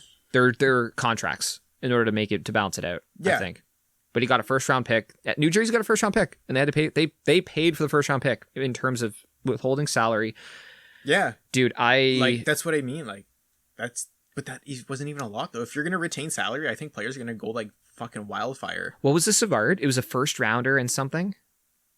It wasn't first a and a lot third? that much. First and a third. But Detroit, somehow Detroit's retaining and some other teams retaining 25%. Like, Detroit's retaining 25% because it's half of half. yeah, Columbus is retaining 50 and Tampa's paying 25. Yeah. I was like, what the fuck? I know the Leafs did the same thing with Liner when they sent him to Thing to help. And his contract isn't even that big, isn't it? Isn't it only like $3 million? David Savard. I think it's 3.5. Yeah, I think it was around 3 because we were talking about it. He was around what Matthias Ekholm was. Right? Yeah, I want to say 4.2 something. Oh, 4.25. Yeah, that sounds right too. But like, still, it's like so Tampa's paying him $1 million. It's not Yeah, no. ridiculous. Yeah, 4.25 Yeah, it's not ridiculous. for right-handed defenseman. That's what I mean. I couldn't believe Vatanen went on waivers today because he's only getting paid $2 million and he's a right-handed defenseman. I think you had And like, I was like, yo, on the board. if you're putting, why isn't like you think Subban would be put on waivers before him? Ooh. Because no one wants Maybe. Subban. No one can afford Subban. Yeah, Subban's a lot more expensive. Exactly. So you just throw a guy on waivers just to open up. Just because. Yeah. And if somebody takes him, then good. Good for them. But like, I feel like Nobody Vatanen. will. If the Islanders take the pick of Vatanen, I'm gonna be so mad. I think that's what's gonna happen. I think Lucia's like, yo, I'm gonna drop this guy for you. If you get him, you get him. Lou's going to drop him? What? Lou's Lou's No, going to New scoop him up. Jersey. New Jersey, yeah. Okay. New Jersey was just like, yo, Lou, Vatanen's going on waivers tomorrow. Take him. And the Leafs grabbed, what's his name? The winger. What's his name? The Leafs made a trade for a 7th round pick. Oh, Riley Nash. Riley Nash. Yeah. I was like, not Riley Smith. I'm like, Riley Nash. Wasn't he? He played for the Marlies a few years back. He's been in the organization once before. I've read something up on him. He's one of those players that when he's on the ice, nothing happens either way. That's amazing. That's a 4th line guy. Good. That's literally like, there's depth. no He's probably offensive, better than Barabanov. but very good defensively. You're not wrong. Yeah. I 100%. I don't hate Barabanov. Dude, he had. Did you see him fan on the fucking empty net yesterday? Did he fan or was it deflected? He fanned on the shot. Oh. Yeah. Poor guy. Poor guy. Yeah. I want to see him succeed, man. I want to see And him he do shot good. it right into the guy's like shit pad. I was like, oh, you're bad. And then Hyman had to, of course, get the empty netter. Of course. Of course. That was so hilarious. Think the Leafs go to the bargaining table in the summer and say, Hyman, listen, you got so many empty net goals. Shut the fuck up. No, Hyman's gonna get Hyman's not getting paid for his stats. No, you're right. You're right. But they're gonna say, look, 30 goals. It's like, okay, 15 of those were empty netters. You're welcome. You better with this $5 million or however many. I how hate much? it. Hyman's gonna like Go. You better go buy Mitch and Austin steak dinner. I think Hyman's more valuable than Nylander to the Leafs, man. Is that a hot take? No, I just think Ian, what do you think? Who's more valuable, Nylander or Hyman? Hyman. Yeah, I think Mark's right. But Why? don't want to see him paid $7 million. No. I just think his all around game and like You know how we all talk about a guy like you hate a player to play against that's on another team and you wish he was on your team? Sure. I think if Hyman leaves, that there's going to be such a hole in the lineup that you can't get rid of a guy like that. Like, every team tries their hardest to find a guy that they have a player that everybody else in the league hates. Mm-hmm. And like when you have one like that, like a Tom Wilson, a Zach Hyman, a Brad Marchand, even Kadri was like that, or like Tkachuk, like you can't get rid of guys like that. They're too valuable to your team. They do all the intangibles. Exactly. Like they do everything that makes you win a game. And I think what makes him more valuable than Nylander is Nylander. There are other guys in the team that do what Nylander does. Yeah, Matthews and Marner. We don't need Nylander. Are better. We don't need another. Than We don't Nylander. need. I'm saying Nylander's a damn good player, and I fucking love Nylander. I think he's insane. You're just comparing the two head to head. The Leafs don't need another perimeter player like the way Nylander plays. And then people say, "There you go, Mark." And then some people also say that Nylander scores goals from in the slot. He does, but he also plays on the But perimeter. Tavares does it better. Yeah. Well, exactly. We're not saying Nylander's bad. No, I love Nylander. I think he's a damn good player. Yeah, I don't If, want to get like, rid of If him. it comes down to having to pay Zach Hyman $7 million or $6 million, you might have to say bye-bye to Nylander. The whole problem with trading Nylander and the trade Nylander stuff was for what? Nobody gave Exactly. you a for what option. It's like flat Earth. It's the flat earthers. It's Yeah. like, okay, I think there's flat. Okay, what evidence do you have to prove this? And everything you're going to tell me doesn't make sense. Exactly. Now there's like a reason why you might need to. Now there's a reason to do that. You can't trade Yeah. Nylander. You can't trade a player just for the sake of it, because what are you going to get back? Like, what's Exactly. What are do you, it for a purpose? Because you don't make a trade to make your team worse. No, it doesn't make any sense. Well, the cap space for what? Yeah. What are you going to go sign? You're going to go sign another $7 million player. That's what do you want? Like, Does the Could same be thing. better. You already Okay, know what Zach whatever. Hyman is. or you already know what Nylander is. If you're just talking Exactly. about Nylander, Well, the Leafs already know what Nylander is. Some of the other teams you might be able to fleece and say, "Hey, here's Nylander." Everyone should know what Nylander Okay, is. yeah, I'm just saying, but like, but He there plays on Toronto. are teams that don't have it that would love a William Nylander. Like, for example, what about Detroit will take a William Nylander. Arizona, Arizona might be a good one. I was thinking more like Minnesota, maybe. St. Louis. Seattle. Ian said it. Ian Kraken. said it. The Kraken, No, Nylander. but like that's what it's gonna Yes. take. Like one of those guys is like, well, it's not gonna be Marner or Matthews, but No. or Tavares. Well, it might be Marner to Seattle. No, No, But let's not be anymore. real. not with the year I he's think it's having. gonna be like, who do you think? Like, I'd love to keep both, but Okay, what'd it Mark. come down So to? hold Who on. would you So rather have? this let's play. We played this game before. We played. Mark, you said you hate speculating, and you're speculating. No, I know, but but this is meaningful. This I isn't know, just I know, I'm like kidding. bullshit speculation. So we played the game before. It was Anderson, Rielly, or Hyman. Replace Anderson with Nylander. Pick two. Hyman, Rielly, Nylander. Hyman and Rielly. Yeah, Hyman and Rielly, no question. Under what circumstances would you choose? Like, why don't you pick Nylander? Because we have Austin Matthews and Mitch Marner and Right. John Tavares. Yeah. Okay. That's basically the answer. Yeah. Because And Hyman's honestly turning into a point guy this year. Like, all of a sudden, like, I don't know what he's at, but he's doing decently. and he can drive his own line, which is the most impressive part. Like, yeah, it's not easy to play with skilled guys, but it is easy to play with those skilled guys. Get them the puck. Go work hard, get them the puck. But the fact that he's able, that they can occasionally put him, and you call it the third line just because when you see it on Twitter, it's the third line, or on your NHL, it's the third line. Whenever Hyman is He on it, that's the drives. first line. He drives the line. I wouldn't go that far. Yeah, but he drives I love the the guy. play. I love the guy that much, dude. The first line is Mitch Marner and Austin Matthews plus whoever's Zach playing Hyman. with them. Wherever Zach Hyman is. So hold on. So the next Leaf jersey you're getting is not going to be Simmons. It'll be Hyman. No, it's definitely gonna be Simmons. Oh, okay. Yeah, Hyman and Nylander have the same amount of points. Really? What are their point totals? 30. How many goals and assists? How many each? 14-16 for Hyman and 13-17. 14-16. So How many basically power about play even. points do each guy have? And sorry, Nylander. What are Nylander's? 13 and 17. 13-17. Oh, pretty close. Wow. Hyman has 5 power play points and Nylander has 8. What's the plus minus? Comparable. Hyman's plus 19, Nylander's plus 11. Damn. Those are pretty good numbers, man. Yeah. They have the exact same shot percentage at 13.5. Holy fuck. Yo. Hyman. Zach Hyman is William Nylander. Hyman has 54 more hits, 6 more blocks, Fantasy. 20 more penalty minutes. Yeah, he does all that. He does all that other stuff. And he's too, center, man. left wing, right wing in fantasy. He's They all played the three. exact same amount of games too, both 39. Holy shit. Is that a product of playing with Marner Hyman and hasn't played Matthews, with Marner though? and Matthews the whole time. Not the It's whole played with time. everybody. Yeah. I mean, and Nylander's played with Tavares, and you could make a Nylander's really good played argument with Hyman too, right? that They've- Hyman's... Yeah, Nylander's been on that line. Hyman's as played well. on every line except for the fourth, I think. Well, he's too good to play on the fourth. Yeah. If he's on the fourth, it becomes the third. It And- becomes the first. No. And Nylander's been playing with Tavares. Has Tavares been snake bitten this year a little bit?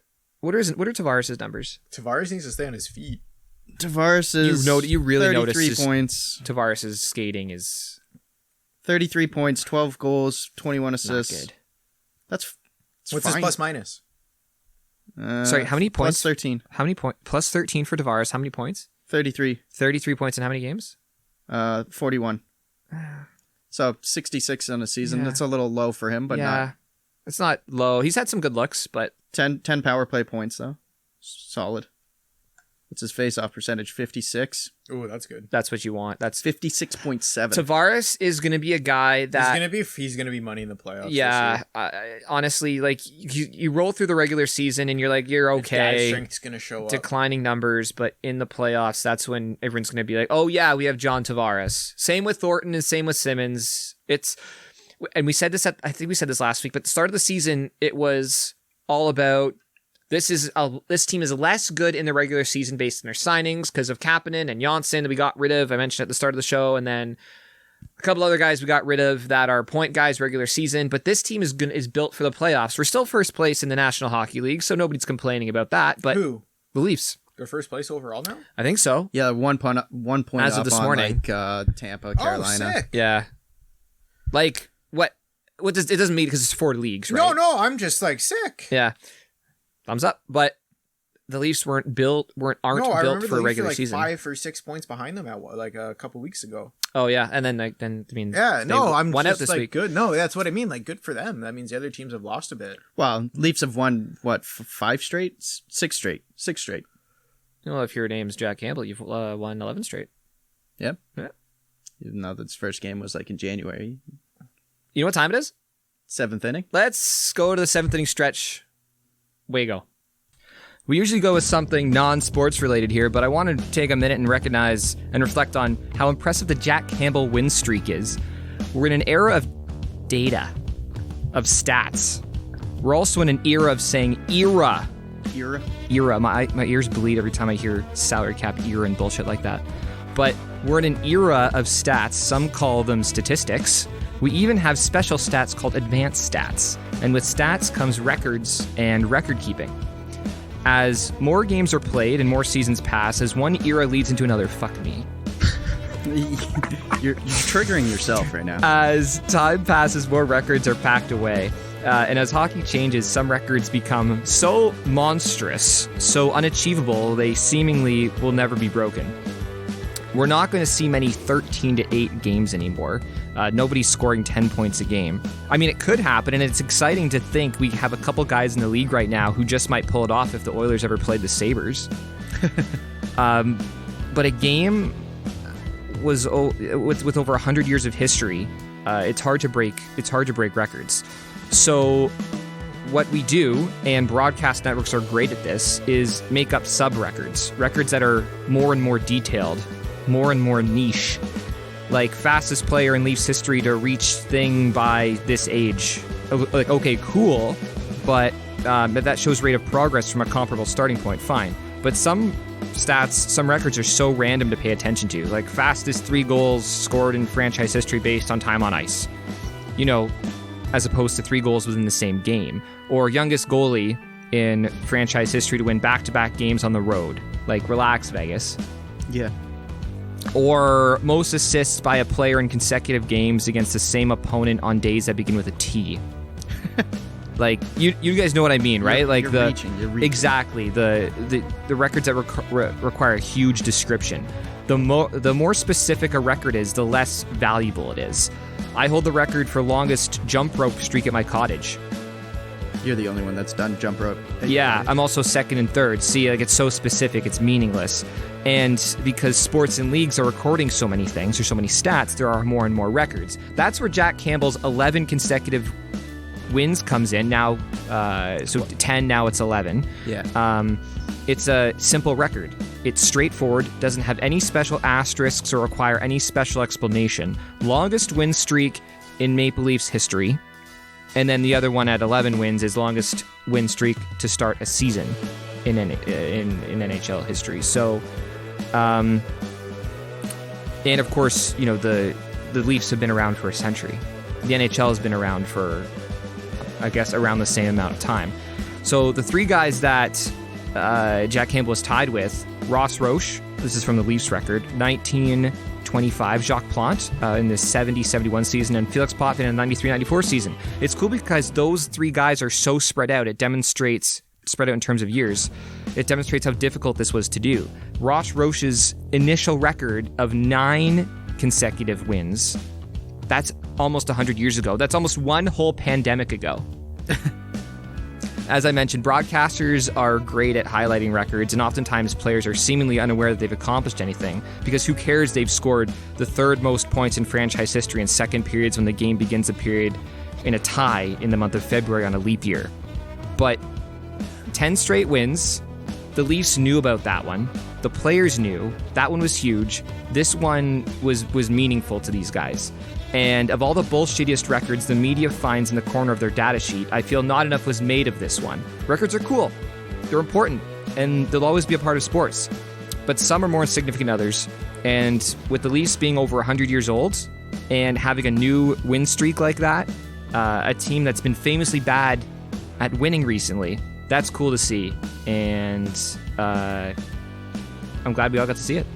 There's been a ton of NHL teams this year using 3 goaltenders. So Flyers routine from a couple years ago. 6 or 7 goalies. Let's go. Was it Vegas's first year that they went through 4 or 5? Yeah, they went through a lot. They had like a draft pick from that draft, like from, oh my gosh. Oh, from the WHL. Yeah. He was using his CHL gear. Oh my God. In the game. Didn't even match the equipment. Yeah. He was wearing like blue shit, and he was blue like and yellow, blazed cam loops or something. Yeah, cam loops. Yeah, he was like a 6th or 7th round pick. Yeah. And he was, yeah. So, but this year, I think there's a crazy number of number 3 goaltenders on the depth chart that have made starts. So what we're gonna do is we're gonna go through a list. We're gonna start listing teams that have used a number 3 goaltender. So their starter, their backup, and their number 3 have all started games at least. So because we think it's a crazy number. So let me know when you have those lists open, guys, and we'll just start rattling off teams that have used their number 3, and we'll just see how many we get, because there's been a ton of injuries, and I think this sort of goes along a theory that I've got or not a theory, more of an idea, especially with Connor Hellebuyck making those comments regarding getting run into and bumped by Corey Perry.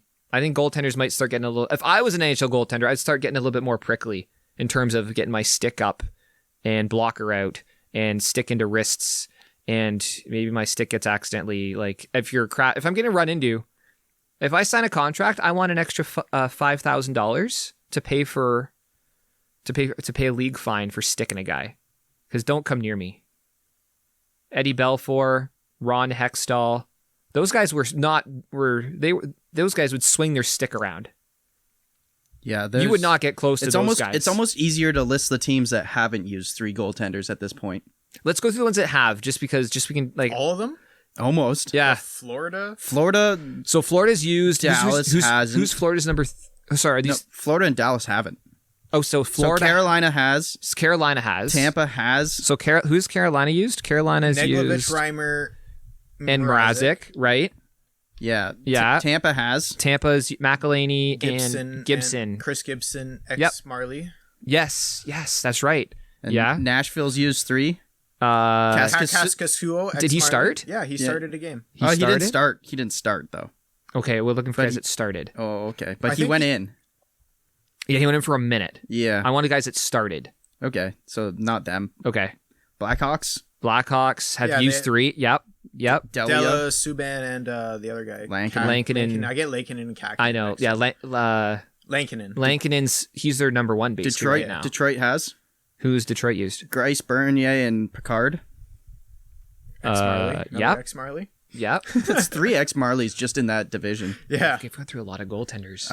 Washington has. Yeah, Craig Anderson. Yeah. Oh, they did. That's Vanacek right. and Yeah. Samsonov. Washington has. Yep, for sure. I think Islanders have. So Nope, in that Islanders division, have. Islanders haven't. so in that division, 1, 2, 3, 4, 5 teams in the Central. Yep. Okay. And then you're in the Eastern one, right? Washington has. Sorry, yeah, Washington. Sorry, Washington. I added them in there too, but whatever. Boston's used 4. Boston.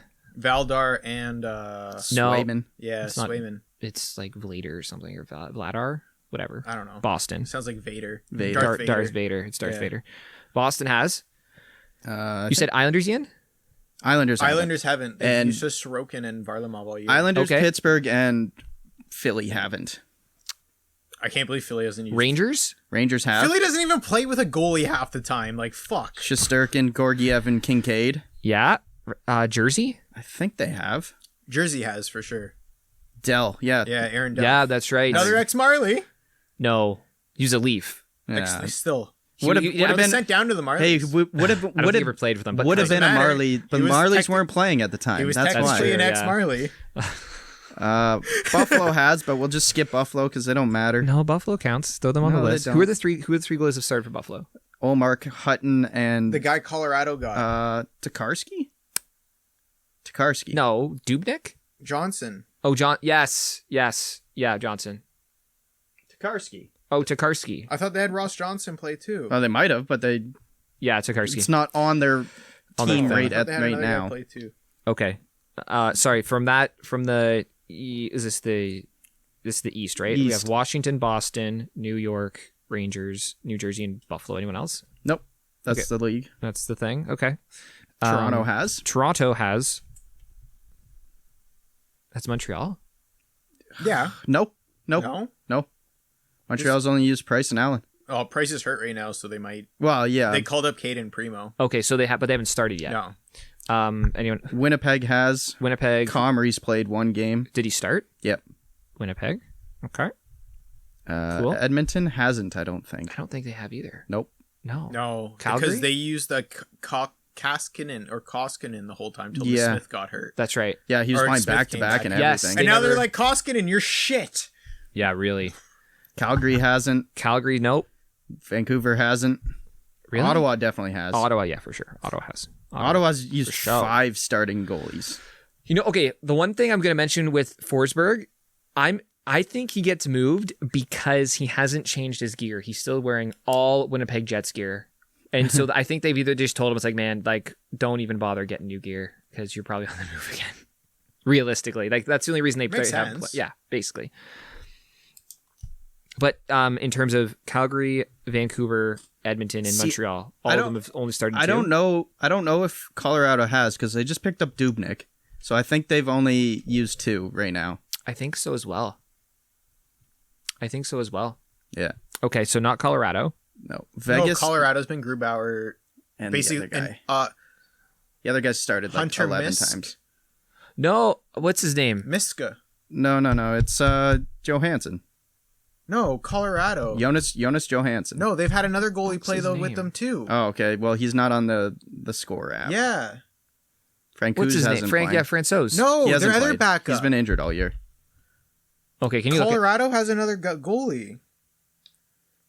Those are the 3 that are on there. So unless they got rid of Yeah. one of Who them, are they? It's Francouz. He it's hasn't played. Grubauer, Dubnik, and Johansson Really? on their list, but Dubnik hasn't played for them. That's No, what the he just score got says, traded. man. I don't. Just got traded there.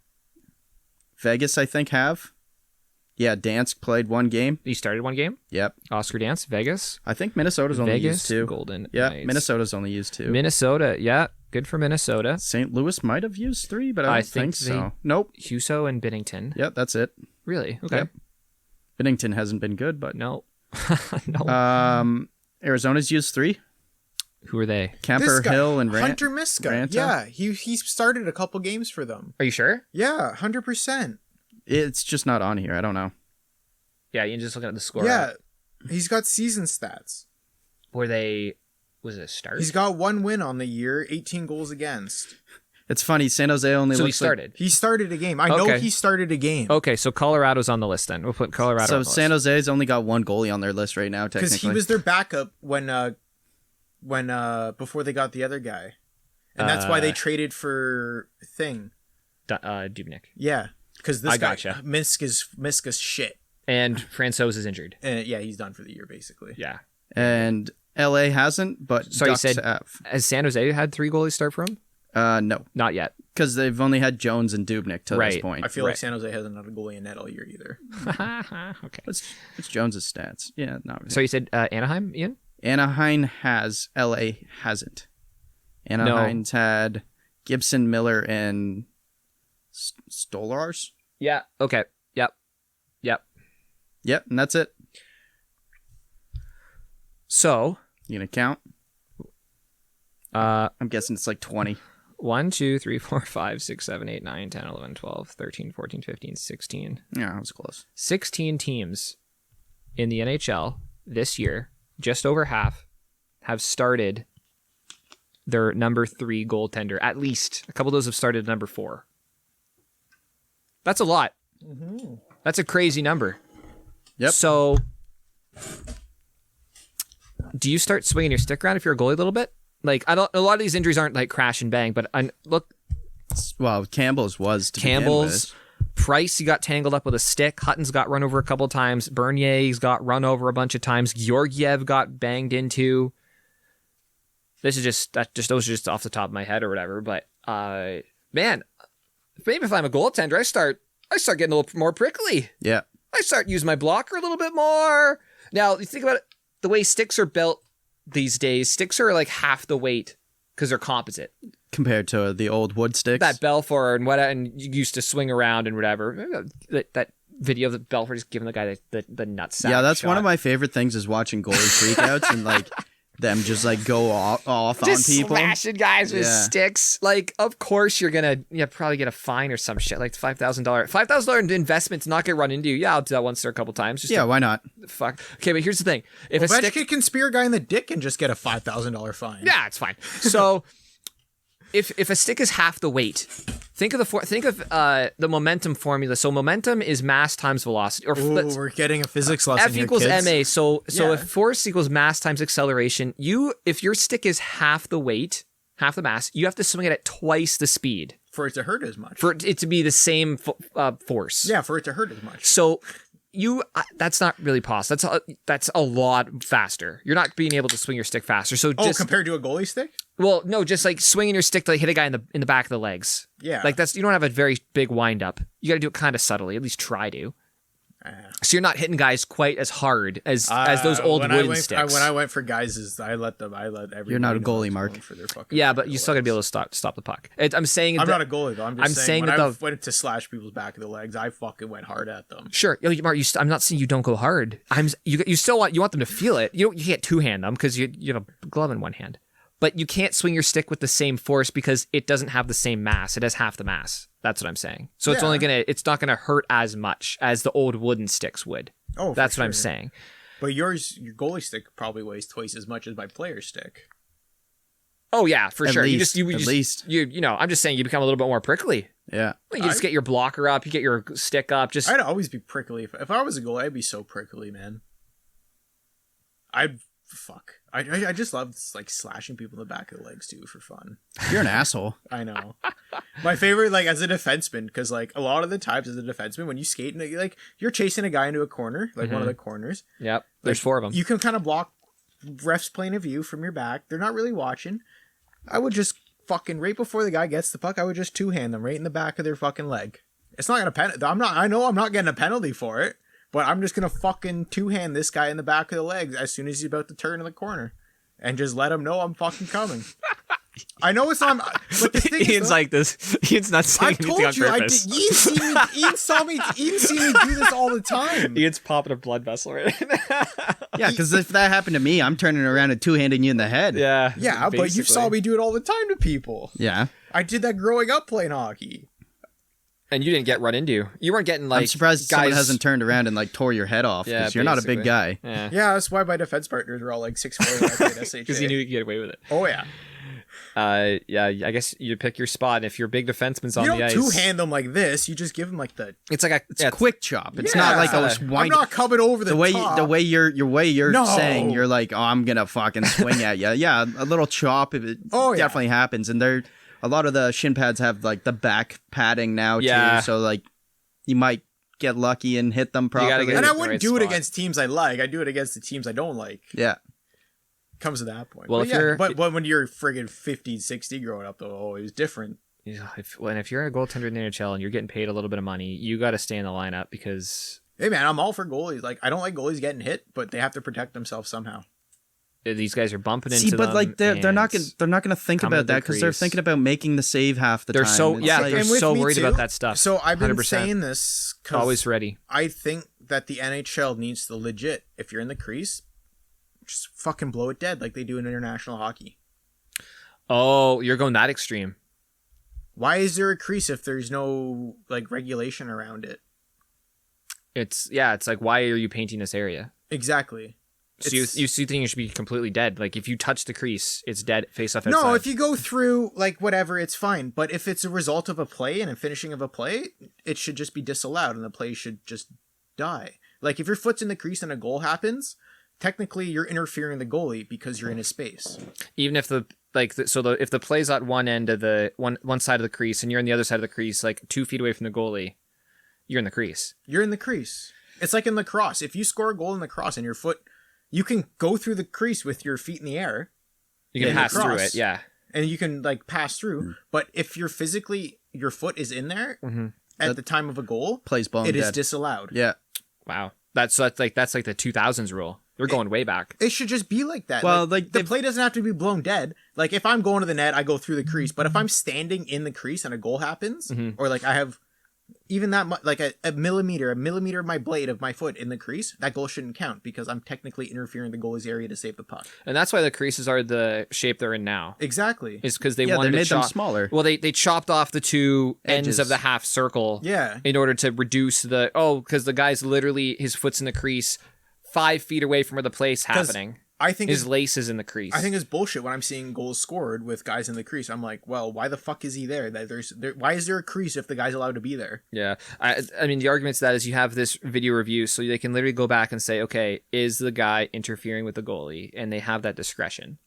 Yeah, but then as soon as you see the guy, if the foot's in the crease, it's just you don't have to have the discretion. It's just automatic interference. Well, they've made so many advances like protecting player safety. You'd think they do it for the goalies Yeah. too, right? like if you're in the crease, What have they done for the goalies? That's what I mean. If Take you're, their gear away. If you're in the crease, you're in Taking the their fucking gear crease. away, Made the nets bigger. made the nets bigger, Are the not nets bigger?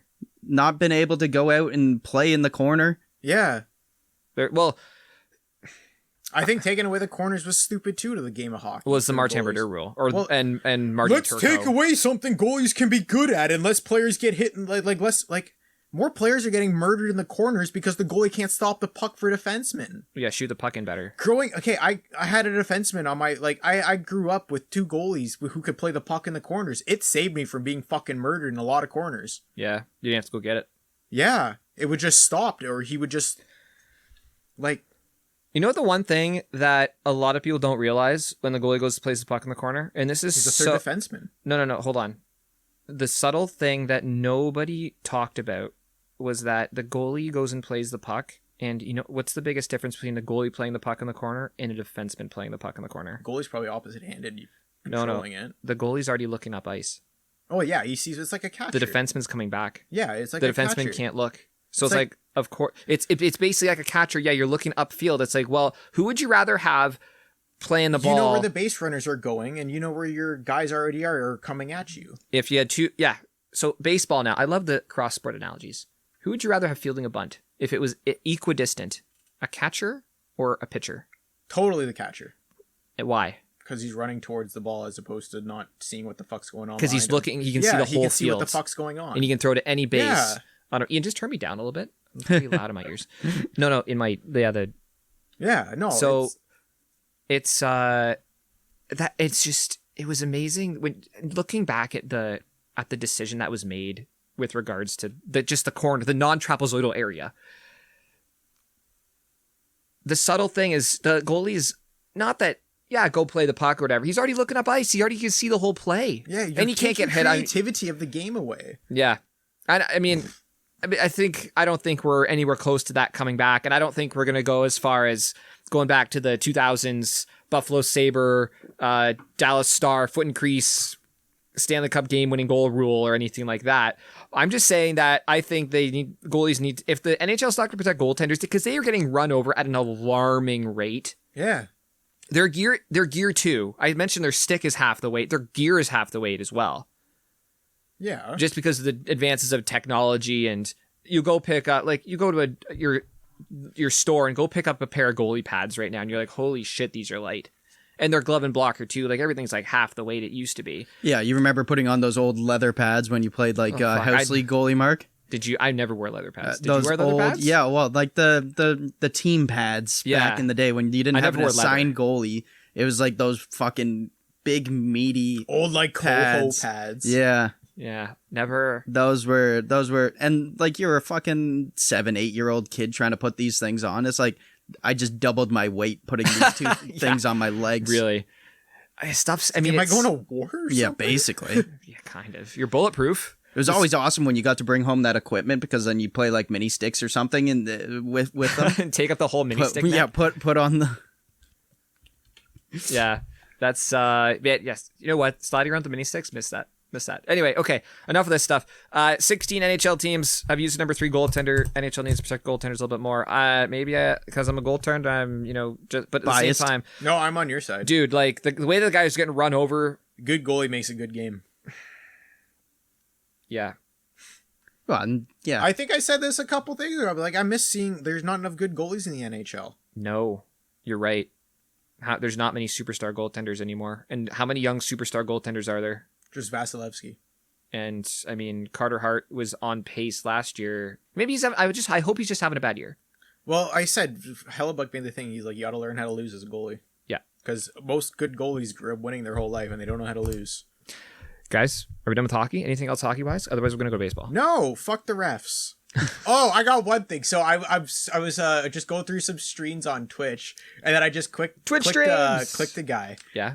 And then as soon as I started to think, he was like, the refs were so fucking shit in the Jays game, in the Leafs game the other day. Like, fucking Lucci just slew foot the shit out of him. This guy's just going on a rant to how Smart's shit like, the subscribe. NHL refs. Subscribe. I just like, that's fucking hilarious. No, because I'm watching a guy on golf, and then he just sent us to a raid on a Twitch. And then guy just starts, it's like just going off on the refs with like, he's in a party with his buddy about how bad the refs are. And then I type in, I was like, what about that like cross-check Marner choke the other game? He's like, don't even fucking get me started. Guy's going off. Yeah, so I like instantly followed the guy because he was just losing his shit at the NHL refs. Good. Okay. Okay, done with hockey. Let's go to baseball. There's been some baseball stuff. We're not going to spend too much time on this because Mark's got to watch the Masters. No, the Masters. Connors is 3 back. Let's go, baby. Connors is 3 back. Wait, by the time you're listening to this, you'll know the results of the Masters, but it's ongoing right now. Jays. Want to do Jays? Or want to do the Mets? Let's do the Mets thing first. The Mets. So the Mets had a call in the 9th inning, bases loaded. Mark set us up. At the end of the baseball game. I forget. Game tied. It was Mets bottom of the 9th. And somebody else. The game's tied. The bases are loaded. Bottom of the 9th. Couldn't get any more. It's the exact baseball scenario. Yeah. Everything was happening. So, and 2 strikes. Yeah, the guy gets hit by a pitch, and then the ball's in the strike zone. The Met guy would get hit by a pitch. The Met guy gets hit by a pitch, and everybody thinks the ball is in the strike zone. And, hold on. So the guy getting hit by the pitch would end the game because the run would score. But it'd also be strike 3 because the ball was technically a strike. So the game would be over 2 different ways potentially. No, it'd just be extra innings. Oh, sorry. If he's out, it's extra innings. If it hits him, the game's over because the Mets win because the bases were loaded. Yes. Okay. So the guy gets hit by the pitch, and the ump kind of like starts doing a strike 3 call. As an umpire, I've done it too, and I've corrected myself immediately. The strike 3 mechanic begins. Yeah. He starts to wind up. But then he awards the guy the base because he got hit by the ball. He processed what happened because the balls are thrown at such a speed that you can't really process what's happening that fast. He rewards him first base. And then I go to the comments on Reddit. It's like, the guy ducked into the pitch. The guy leaned into the pitch. It should have been a strike, blah, blah, blah. And then and then they're showing the replays and stuff like that. And then I look at the overhead camera. Yeah. I was like, oh, the guy's front foot is in front of home plate. His elbow where he gets hit is in line with his front leg. Where would his front leg be, Greg? In front of home plate. In front of home plate. Which means his front of the elbow is strike in zone. front of home plate. Right. Which means it's in front of where the strike zone is. And the strike zone is, for people who don't know in baseball, Literally a 3D prism above home plate. So what kind of prism is that, Ian? Is triangular? it a 5-sided? Pentagon. Pentagonal prism. So the strike zone. Isn't it just a cylindrical prism though? No, it's a pentagon. It's So literally- it actually uses that back part. Yeah. So Yeah. It's a pentagonal prism. yeah, okay. So Yeah. basically, yeah, it's a 3D. So the strike zone Ian, itself. if you can throw something so nasty that it cuts the back corner, it's a fucking strike. Yeah. So basically, the strike zone is a pentagonal prism of 3D space above home plate, generally above the batter's knees and below the letters on his Yeah. chest, generally. So when you watch Okay. when they show the top cup version of it, you're like, oh yeah, home plate's here. He's standing. Yeah, he's leaning close to home plate. Right. But his But elbow is in front His of the elbow is in pentagonal front prism. of home plate, but he's also not leaning over the plate in terms of where the strike zone is. So it's not a strike where he technically gets hit. The ball is a ball because it hits him before home plate, and it wasn't in the strike zone So it was a At the ball time. and it ricocheted into the strike zone. off his elbow. So that's why the ump was gonna call it a strike. Because he saw it hit the catcher's Because he glove. saw it hit catcher's glove and thing, and then he processed that the ball hit him and rewarded him first base as he should have. But then everybody's saying the guy leaned into it, he fucking got hit on purpose. I was like, name me one person who's practicing to get a ball skimmed off their elbow so slightly That guy. that it deflects into the catcher's mitt. According to Twitter, At that guy. 90 something. According to Reddit and Twitter, everybody thinks every MLB player can do this. What I'm team like, were the Mets playing? I think the Reds. Okay. No, or the Cards. The Reds or the Cards. I forget. Some red team. But it was just like, I just couldn't believe that like so many people don't know the rules of baseball. And like Yeah. you were arguing for the sake of arguing because you think the game Because the internet. because of the internet. Yeah. I'm just like, man, maybe take a second and realize what happened. What day was it, Mark? Do you remember? No, I think it might have been Thursday. They played Marlins on Thursday. It was relatively And it earlier was this week. 3-2 final. Yeah, it was the Marlins. Was it Marlins? Yeah. Nice. Okay. Cool. But it was Mets just, got 2 in the ninth. it was just one of so it those must have plays been. where I was like, as soon as I saw it, I was like, yeah, the ump made the right call because the guy got hit with the pitch and it was going to be a ball. Yep. He didn't lean into it. He didn't purposely put himself into it. Mm-hmm. And he should be rewarded It for was his base. definitely the Marlins. And then everybody's like, he leaned into the pitch. It was going to be a strike. I was like, no, it was only a strike because the ball hit him. You guys just don't know the fucking rules of baseball and you need to fucking learn them. Well, they don't need to learn them. They just need to educate themselves before they go on the internet, which people don't do. So you should learn the rules. Ultimately, yes, but they're not going to. Yeah, I know. You know that people aren't going to. But yeah, learn the rules. but I was like, man, I don't want to like comment and saying, yeah, the ump was right. And then just get like, like, Why not though? Be like, yeah, just read the rules. Lose all your karma. Yeah. because there's no reason to argue with stupid people. I love arguing with stupid Mark, people. that's one of the. But that's one I of the like great... doing it face to face as opposed to Yeah, over exactly. Get them riled up. Exactly. That's what I mean. Like we were talking about the Jays game yesterday, that double play that almost happened. What was the double play? Okay, this is like in the second inning or third inning. Third, It was I think early. it was. It was a Early. ground ball to second base, routine. Yep. Guy kind of bobbled it a bit, and then he throws a second.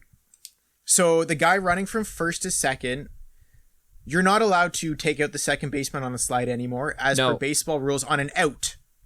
On an out. So during the play, the runner running from first to second was ruled out, as the second baseman touched second base and threw to first, and the slide caused him to throw a bad throw, which under review in the new baseball rules would force the batter to be out because you can't take the second baseman out on a slide anymore. Right. So, and the Jays had a guy on third, and on the bad throw, he was able to score. So the Jays scored the 1 run. Yes. So before I even like went to the review, I was like, yo, the guy didn't even touch second base. The fielder. The second base, like the shortstop didn't touch second base coming through. He did one of those. You play short. You know how you kind of do like you swipe the bag with your foot. You swipe the bag with your foot. Like in punctuated quotation, air quotes, swipe the bag. So sometimes you don't touch the bag. I mean, I always did, but like sometimes you don't. But in like with the longer, like it's hard. It's harder. It's harder playing the fast pitch because your bases are so short. And it's easier for the ump to see. But like with the 90-foot bases, like I could do the slide like behind the base. And you make it look like you touch the base, but you're not even close to the base. Right. But the ump can't see it from behind the base. But this guy clearly missed the base. Like he touched the base, but he didn't have the ball. He didn't have the ball in his glove until after he was off the base. So as soon as that happens, hold on. Can I just? So he comes across the base, touches base. Foot off base, catches ball thrown to him. Yeah. Then gets rid of the ball. Yes. Okay. So if he was out, if based on, because it's a forced play, if the runner running from first to second was out on the play, it would have been a complete double play because the base runner took out a player who's like, because he's out. Yes. Since he was considered safe, the slide is just the slide. And it doesn't count as interference. It doesn't count as interference towards the throw to first because he's safe at second. So instead of them both being out, they're both safe. They're both safe, and the runner at third gets a score at home. Because neither were out. Because there was no out on the play. Is that just marked as the shortstop error then? It would be an error. It'd be like fielder's choice. It would be a fielder's error. choice. It would be a fielder's choice. Yeah, basically fielder's choice hit. It's a fielder's choice. And an error on... I don't even know what... I would feel bad for giving somebody... It would be an error on the shortstop because you missed the base. Yeah. Yeah. But it wouldn't be a hit for the hitter. Oh, yeah. No, it says choice. Yeah. Danny Jansen reaches on fielder's choice to second base. Yeah. Perfect. Damn. So but it was one of those things just because the guy touched the base a little too soon, he fucked up the entire double play. Exactly. And the guy at third wouldn't have scored because of the guy being safe. Because if it's a clean double play, the guy at third wouldn't have been able to score because the error would have never happened. It says a throwing error and a fielding error. 0. Yeah, that was the inning. That was the second inning. They because got a ton if of the runs. double play is complete, you got to think about it. The guy at third would have never gone home because he never left on the pitch. When did he leave? He left after the error was made. So if the error never happens, he would have never left third base. Oh, because he would have been put back to third. I heard part of this on the. I was picking up pizza at the time, so I didn't see this. This was as I was bringing the pizza inside. So the only reason the runner on third got home was a result of the error. But if the error never happens, he never gets home. And by error, you mean throwing error. So hold on. So shortstop. So this is what the shortstop did. The shortstop comes across the base, touches the base, foot off the base, receives the ball, gets hit by the guy sliding, and makes a throwing error, and the ball goes wide. Yes. Okay, I didn't realize that last part. And then the guy from third only came home because he threw the ball. Oh, on the error. I understand. Okay, so the official scoring of the play is Danny Jansen reaches on a fielder's choice to second base. Jonathan Davis to second. So that's the runner. Davis was the guy that slid. Espinal scores from third. Throwing error to Jose Iglesias. Fielding error to Jose Iglesias. Yo, you got 2 errors in the same play. That's impressive. That's exactly what before the even umps, I was just like, we were out here yesterday. I was like, Ian, the guy's going to be a first and second. The guy from third is going to score because of the error. If they're both out, the guy's going to go back to third because he wouldn't have scored. Because you'd redo the play. Yeah. Yeah. All right. I was like, sick. I called another play. So tweet at our draft in hand if you have any questions about the baseball rules. Mark's actually really well versed in baseball rules. He's kind of dumb with some other stuff, but he's really good at baseball rules. I'm really good. Yeah, I know basically the game inside out. Yeah, with rules. So that's kind of cool. If you want to manipulate some games, just give me a shout because I know how to manipulate. I would be an umpire's nightmare if I was a coach. So eventually, later in life. Yeah, later in life. I would be an umpire's nightmare. Because you know how to twist some things or play. Because some rules are true under certain circumstances, but I know not how to true put a guy under back in others. a lineup after taking him out. Well, there's even some. Maybe we'll get We're into not this. even talking about that. Yeah, but... well, let's not get into that because there's some shenanigans you can pull that Major League Baseball teams don't pull that out of just credibility. and out of not wanting to fuck it up. And genuinely, I don't know if some of them know, honestly, because you don't get to that position by just knowing the rules. Yeah. Like, you know that you get to that position by It's like winning in and being a hockey. There's people a lot manager. of rules in hockey that some players don't know, and until it happens, you don't know. That's what I mean. It's like the craziness. It's like in that 06 series where when Russell Martin made the thing and he threw the ball back to the pitcher and it hit the batter's bat. That was the bat flip inning. It was like the ball's still live. Earlier in the bat flip inning. Yeah. Everybody's like, that's bullshit. The ball should be. I'm like, no, the catcher fucked up throwing it to the pitcher. The batter in the batter's box did not do anything to impede Russell Martin's progress to throw the ball.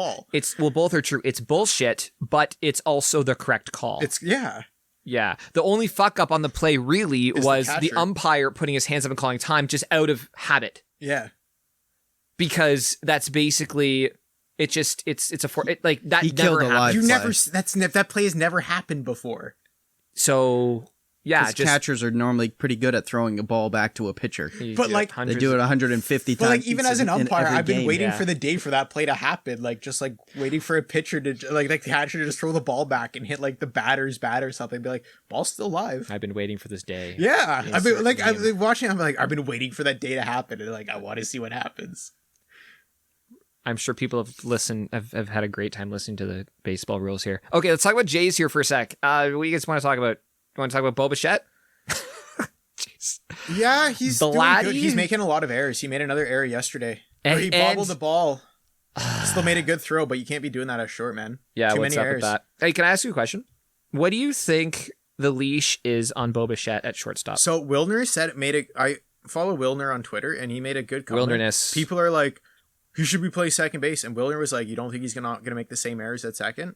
Ooh. And I was Okay, like, so hold on. The theory true. there is you just flip Simeon and Bichette. That's the theory behind that tweet. And then what people was like, and then Wilner was like, what? You don't think he's not gonna fuck up making the same like mistake at second base? Like he obviously will, Right? and it's might as well feed him to the dog at shortstop. Because he's a shortstop. Exactly, He also hasn't played a full regular season yet in the major leagues. but that's too many errors, man. Yeah, I agree. So what do you do? What do you think? I don't think you do anything. Play You out the year? Play out the year and hope the kid gets better. Hope the kid gets better. Glad he's gotten better at first. Like That's true. Yeah. Like Now- Semyon's there. He can coach him a bit. Hopefully. What do you think it is? Nerves? Is he getting ahead of himself? I think he's way too far ahead of himself. Just he's thinking of the throw before he even gets the ball. He thinks the ball's at first base before it's even out of his glove. Damn. Like he's thinking about his throw as the ball's coming to him. Like he doesn't even have the ball in his glove before he's thinking about his throw. That's the way I think about it. So he's already rushed. Wow. Because when you watch him when I watch him feel ground balls, he looks rushed. He's rushing himself. You mean. Yeah, Yeah. Yeah. and there's no need for He it. just needs to stay calm. There's no need for it. It's like he gets an anxiety when the ball's coming to him. Is it confidence? Maybe. I think it's Anxiety and confidence are two very different things. I think it's an anxiety when the ball's hit to him. Really. Have to pay more attention. Because he's made some plays that like take a lot of confidence to make, Sure. and I think it's just when the ball's hit to him, he just doesn't know what to do unless if it's like a crazy play. You know what I mean? Score app's fucked for 'Cause- Jay's stats right now. Yeah, because Because he's good at getting balls on the run and stuff like that on the play where it's like you don't think but when the ball's hit to him, it looks like he doesn't know what he's doing when it's a routine play. You know what? There's something to be said about that because there's a different mentality when the ball is hit right at you. It's like I should make this play. Yeah, I get that. Having played shortstop growing up playing baseball, it's like when the ball's hit right at you, there's just something different about it. It's like I should make this play. and you're thinking about your throw before you even have the ball. Maybe if that's what he's doing. I mean, I wouldn't, but or maybe it's the way you read the bounces and Yeah. stuff like that too. Like if you see the ball coming at you, Like it's just you've a given up different on what the angle. ball's doing, you just assume you're gonna get it, but then when it gets to you, you're like, oh fuck. Yeah. Because I've done it. I've played infield too. I don't play infield anymore for like this exact reason. There's a couple. Because like I don't like balls hit on the ground to me like that. I like running around catching fly balls in the air. Like I have the most in the outfield. To me personally, I have the most trouble catching a routine fly ball that's like hit right at me. Right. So like when a routine fly ball is hit right at me, I will purposely run like 20 feet back to make myself like run in to make a catch.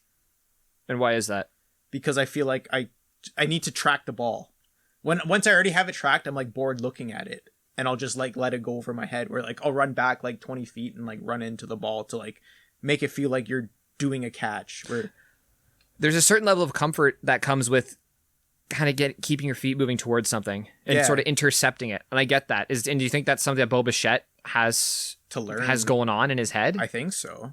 Like, because when I was taught playing, because you can't really come through a ball playing fast pitch at shortstop. It's because the bases are so short. In baseball, I was always taught to field ground balls on a line to first base. Oh yeah, no, for sure. Yeah, you can still do that.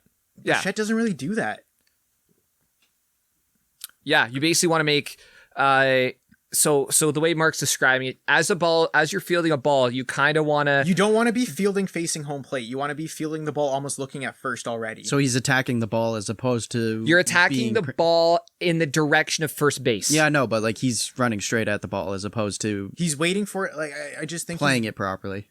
Kind of like he just doesn't look comfortable, and he looked like out of sorts. Like when I felt like I was playing short and I couldn't figure it out anymore. Who's the Jays fielding coach or infield guy? I don't know. Because they don't have a Pete Walker for infield, I guess. Pete Walker's the solution. Okay, let's transition over here to Pete Walker and Steven Matz. Steven Matz. Woo! He's looked good twice now. I don't think you can say that for many of the other Jays starters. I know Mark might run for a quotation mark. Yeah, well, of course. But we knew he was going to be good. If Ryu's not good, the Jays aren't good, period. Like, they need Ryu to be good. He's the ace of the staff. And if you just assume Ryu's going to be good. You have to. But Matt's now, man. Dude looks legit. He froze Ohtani with a changeup yesterday. Made him look silly. Yeah. I'm like, yo, that was a good pitch. That was a good pitch. Damn. Dude, he pitched really good yesterday. Even though it was a shellacking, he pitched really good yesterday. And he's been helped out both his starts with run support. Yeah. But he never gave the other team an opportunity to get them back.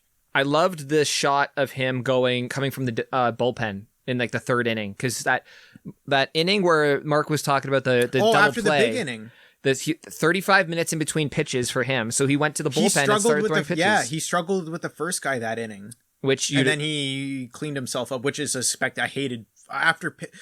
If you fucking have to sit for a half hour between pitches, you're fucked, man. Your timing is off. Let's make something it's a little bit more. Burley thing. Your heart rate, you're not. I did think of that. Your head is not in the game anymore. Put it this way: everybody's done Excel documents. Whoever you're working right now, get up from what you're doing. Go do Don't do that for 35 minutes. Then come back 35 minutes later and try to pick up exactly where you left off. You're gonna need a minute to be like, where was I? What was I doing? Yeah. Okay. Oh yeah. And instead of that, it's a couple pitches, or it's a batter. Yeah. That's the comparable. But two starts in a row, and it's really early in the season still. Let's not get ahead of ourselves, but yeah, but if you're pitching good early, that means you're probably going to be pitching good late. Little momentum for him. I'm all for if you're pitching good at the start of the year, you're going to be pitching good at the end of the year because you have it already. You know what it feels like, and you have it. I'd love to see that. If you lose it, you know what it already felt like. You aren't searching for what you had. What other pitchers have you liked so far? For the Jays? Jays, yeah. Woo, Jeremy Merryweather. Yeah. Oh my God. Julian. Oh, this kid is. Oh my fucking God. Tell us about him. What do you like? What specifically have you liked about him so far this year? I think he has the nastiest changeup in baseball. Is he the one that's got the? He's got the 100. He can throw 100, and then his changeup is like 79. Yeah, so it's the highest. It's the highest. It's the biggest. It's the largest difference in fastball to changeup speed. But he's the only one that comes close to 100 miles per hour. Yeah, with a fastball. It's insane. If you're sitting on one and you get the other, you're not touching it. You're fucking broken. Yeah, you're swinging two times before that ball actually goes through. What other pitches does he have? He's got a good slider. He's got a slider as well. Okay, so we got the three. So he's a starter. That's a breaking ball. He was supposed to be a starter. He came into the league as a starter. Yeah. Everybody sort of does though, but you grow up to become a starter. So is of all the Jays in their bullpen, Romano's been good too. But is Merryweather the closest to maybe getting a start, like at some point, maybe midsummer? No. Who is? Neither of them. No, you don't think they're ever going to be? They're too valuable in the bullpen. Yeah, you think so? At this point, if you can get to the 7th inning, you've won a game if you're winning with those two guys. Because then you can just go the rest of the way. Like they're able to go. You've won a game if the Jays can get to 7 and they're winning. That's what they've been doing, is putting Romano in at 8 and Merryweather in at 9. Okay. So you like them in the back of the bullpen then? That's what I mean. If your starter can go 5 and you can eat those 3 innings, you've won the game if you're winning. So I guess the trouble is getting through those 5. It's not even Matz can do it. Matz has shown he's I do think it. the Jays are just going to score enough runs that it's not going to be hard for them this year. Okay. Keeping the game. They've scored. They've been in pretty much every game except 2 days ago against the Angels. And Mike Trout went. That was a Mike Trout show that game. Sure. Yeah. And then the Jays did it double to them the next night, last night. Yeah. 15. So, okay, they can give and they can take. Yeah. Yeah, Mike Trout's average is fucking something stupid. Here's Gritchick. Yeah. He's looked great in the outfield. But sorry, going back to the Merryweather Romano thing, like the best teams recently in baseball have had guys where once the 7th inning starts, you've lost. It's not that they have a good closer. It's that once the 7th inning comes around, you're done. They got like 2 guys that can get 9 outs between them, basically. Exactly. Yeah, like one guy goes 2 or another guy goes 2, like Inning whatever in the third, combination. inning yeah. in 2. Yeah, like you're fucked. It's And like a tandem. I think closing. the Jays have that with Romano and Merryweather. That'd be Like, really fun to if- watch. Yeah, like it's a 7-inning ball game for the Jays, like pitcher wise or like run wise for the other team. Right. If they're winning. Unless you're getting shellacked or Yeah, one way or the other. but that's then what I whatever. mean. But the Jays have 9 innings to hit. And the way I look at it, the other team, the team that the Jays are playing when they're winning, only have 7 innings to hit. 6 or 7. 6 or 7. Yeah, depending on how many they Yeah. want to stretch them out. And 7 innings if they each that go is 1 such inning. a fucking advantage late in a game. Yeah, that's true. Yeah, you know what? That's one way to look at it. And I guess let's watch over the course of the season if that's how it plays out. Every win's played out like that. Yeah, right on. Okay, I just wanted to mention Gritchick for a minute here, just because he was sort of the 4th outfielder to start the year. He was sort of the guy that My everyone boy was saying talking it was about. going to go off again. He's doing good. He's hitting the ball. It's playing pretty good defense in center field as well. He's been our most consistent player. Yeah. So, and in baseball, Montoyo that's said saying that. something. He's like, I can't take him out of the lineup because he's been too good. Good. Love Yeah. that. Love it. Love it. So good for Randall Montoyo Gritchick. said that. He's like, I can't take him out right now. No. You know why? And though? Montoyo's tried to. He's like, I can't take Gritchick out. It's his workout track that he listens to. Yes. That guy that he got transferred over from his friend at Rogers. Yeah. What's he Work. listening to? What was it? It's hey Randall. This is Randall. No one cares. Oh. Work Hey, harder. hey Randall. This is Randall. Work harder. No one cares. No one cares. Oh, Work I harder. love that commercial. Yeah, Yeah. that's a good one.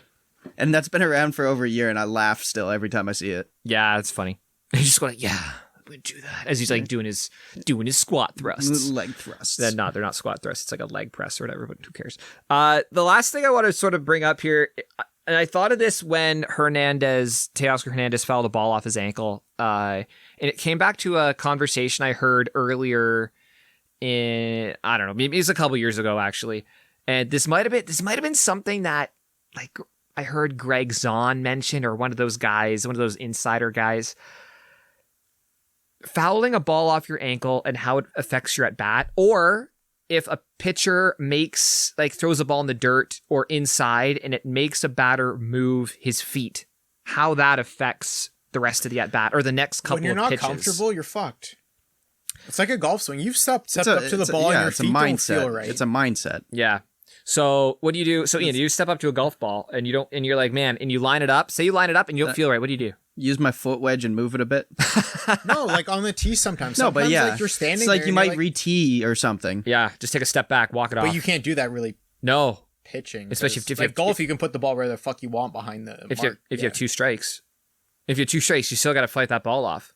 So I'm just sort of like, what, like, it's just interesting. Watch when a ball player fouls a ball off of his ankle, or especially the foul ball off an ankle, and what they do the next pitch, because a lot of the times that pitch is not going to be a productive pitch for them. They're not going to hit that ball and play hard generally. I think. Yeah. Or if they have or if they have to move their feet. I think to get out of the way batters of a ball. fouling off a foul ball is a big part of a pitch too, because like as a pitcher, you know if the guy's on your ball if he fouls it off or like good or not. I think if you're a good enough, well, you've heard pitchers that have been good enough to be able to be like, this guy is second pitch at bat. This guy's going to foul out to the third baseman. Well, or something like watch the pitches Vladdy's getting this year, man. that. Mm-hmm. The pitchers aren't giving him any strikes. No. Yeah, and he still has like the most hits on the team. Dude, Yeah. his first I think They still got to deal with the rest of the lineup. I think he has a hit in 7. They played 8 games now. 9 games now? Yep. I think he has a hit in his first at bat 8 of 9 games this year. I think him and Randall are tied for hits. No, but his first at bat, I think Guerrero has got a hit 8 of 9 games this year in his first at bat. Wow. Or 7 of 9. It's something crazy. Do the damage early. It's but Well, it's and then the insane pitchers stop because pitching he's to him. usually hitting the starter. Yeah. Not the weaker bullpen guy per se. Or his second time through the order. He's ripping a ball already, like his first at bat. When you're ripping first at bat, like he's seen the ball really good this year. Mm-hmm. True. Something to keep an eye on. Okay, anything to add for Jays? I think we can wrap up here soon, guys. We're getting a little long on the tooth in terms of the podcast today. A lot to say. It's a real long. Like we Mark, could almost split this into 2. I think. No, we won't do that though. Anything to add there at the end, guys? No. No? Okay. Well, I think the thing that we take out of this podcast is don't argue with stupid people. Golf is hard. Don't argue with stupid people. Wear because sunscreen. Wear sunscreen. Make sure your employer provides you with sunscreen. No. Just proper PPE. Proper PPE. What kind of PPE do you use when you're golfing, Ian? When I'm golfing or when I'm on the golf course? Yeah. Both. Gloves, steel toes, gloves, hard hat, ear protection, And sunscreen. Attaboy. Maybe some lip chap. Oh. Lips get chapped outside. You wear sunglasses? They don't fit well under the earmuffs. Oh. Okay. If I have to wear those. All right. Before we go, Mark, how's Connors doing in the Masters? He's doing okay. 400? It's +1. Wait, I think. he's -6 right now. Oh, -6. He's even on the day so far today. But Well, by the time people hear this, they'll know if he won. let's go get Or another did. Canadian up there. Let's fucking replicate Mikey Weir. Yeah. All right, boys. Good job. Hey, trade deadline's coming up tomorrow, so have fun with that. And until then, see you on the next one. Thanks for listening. Follow us on Twitter @DraftInHand.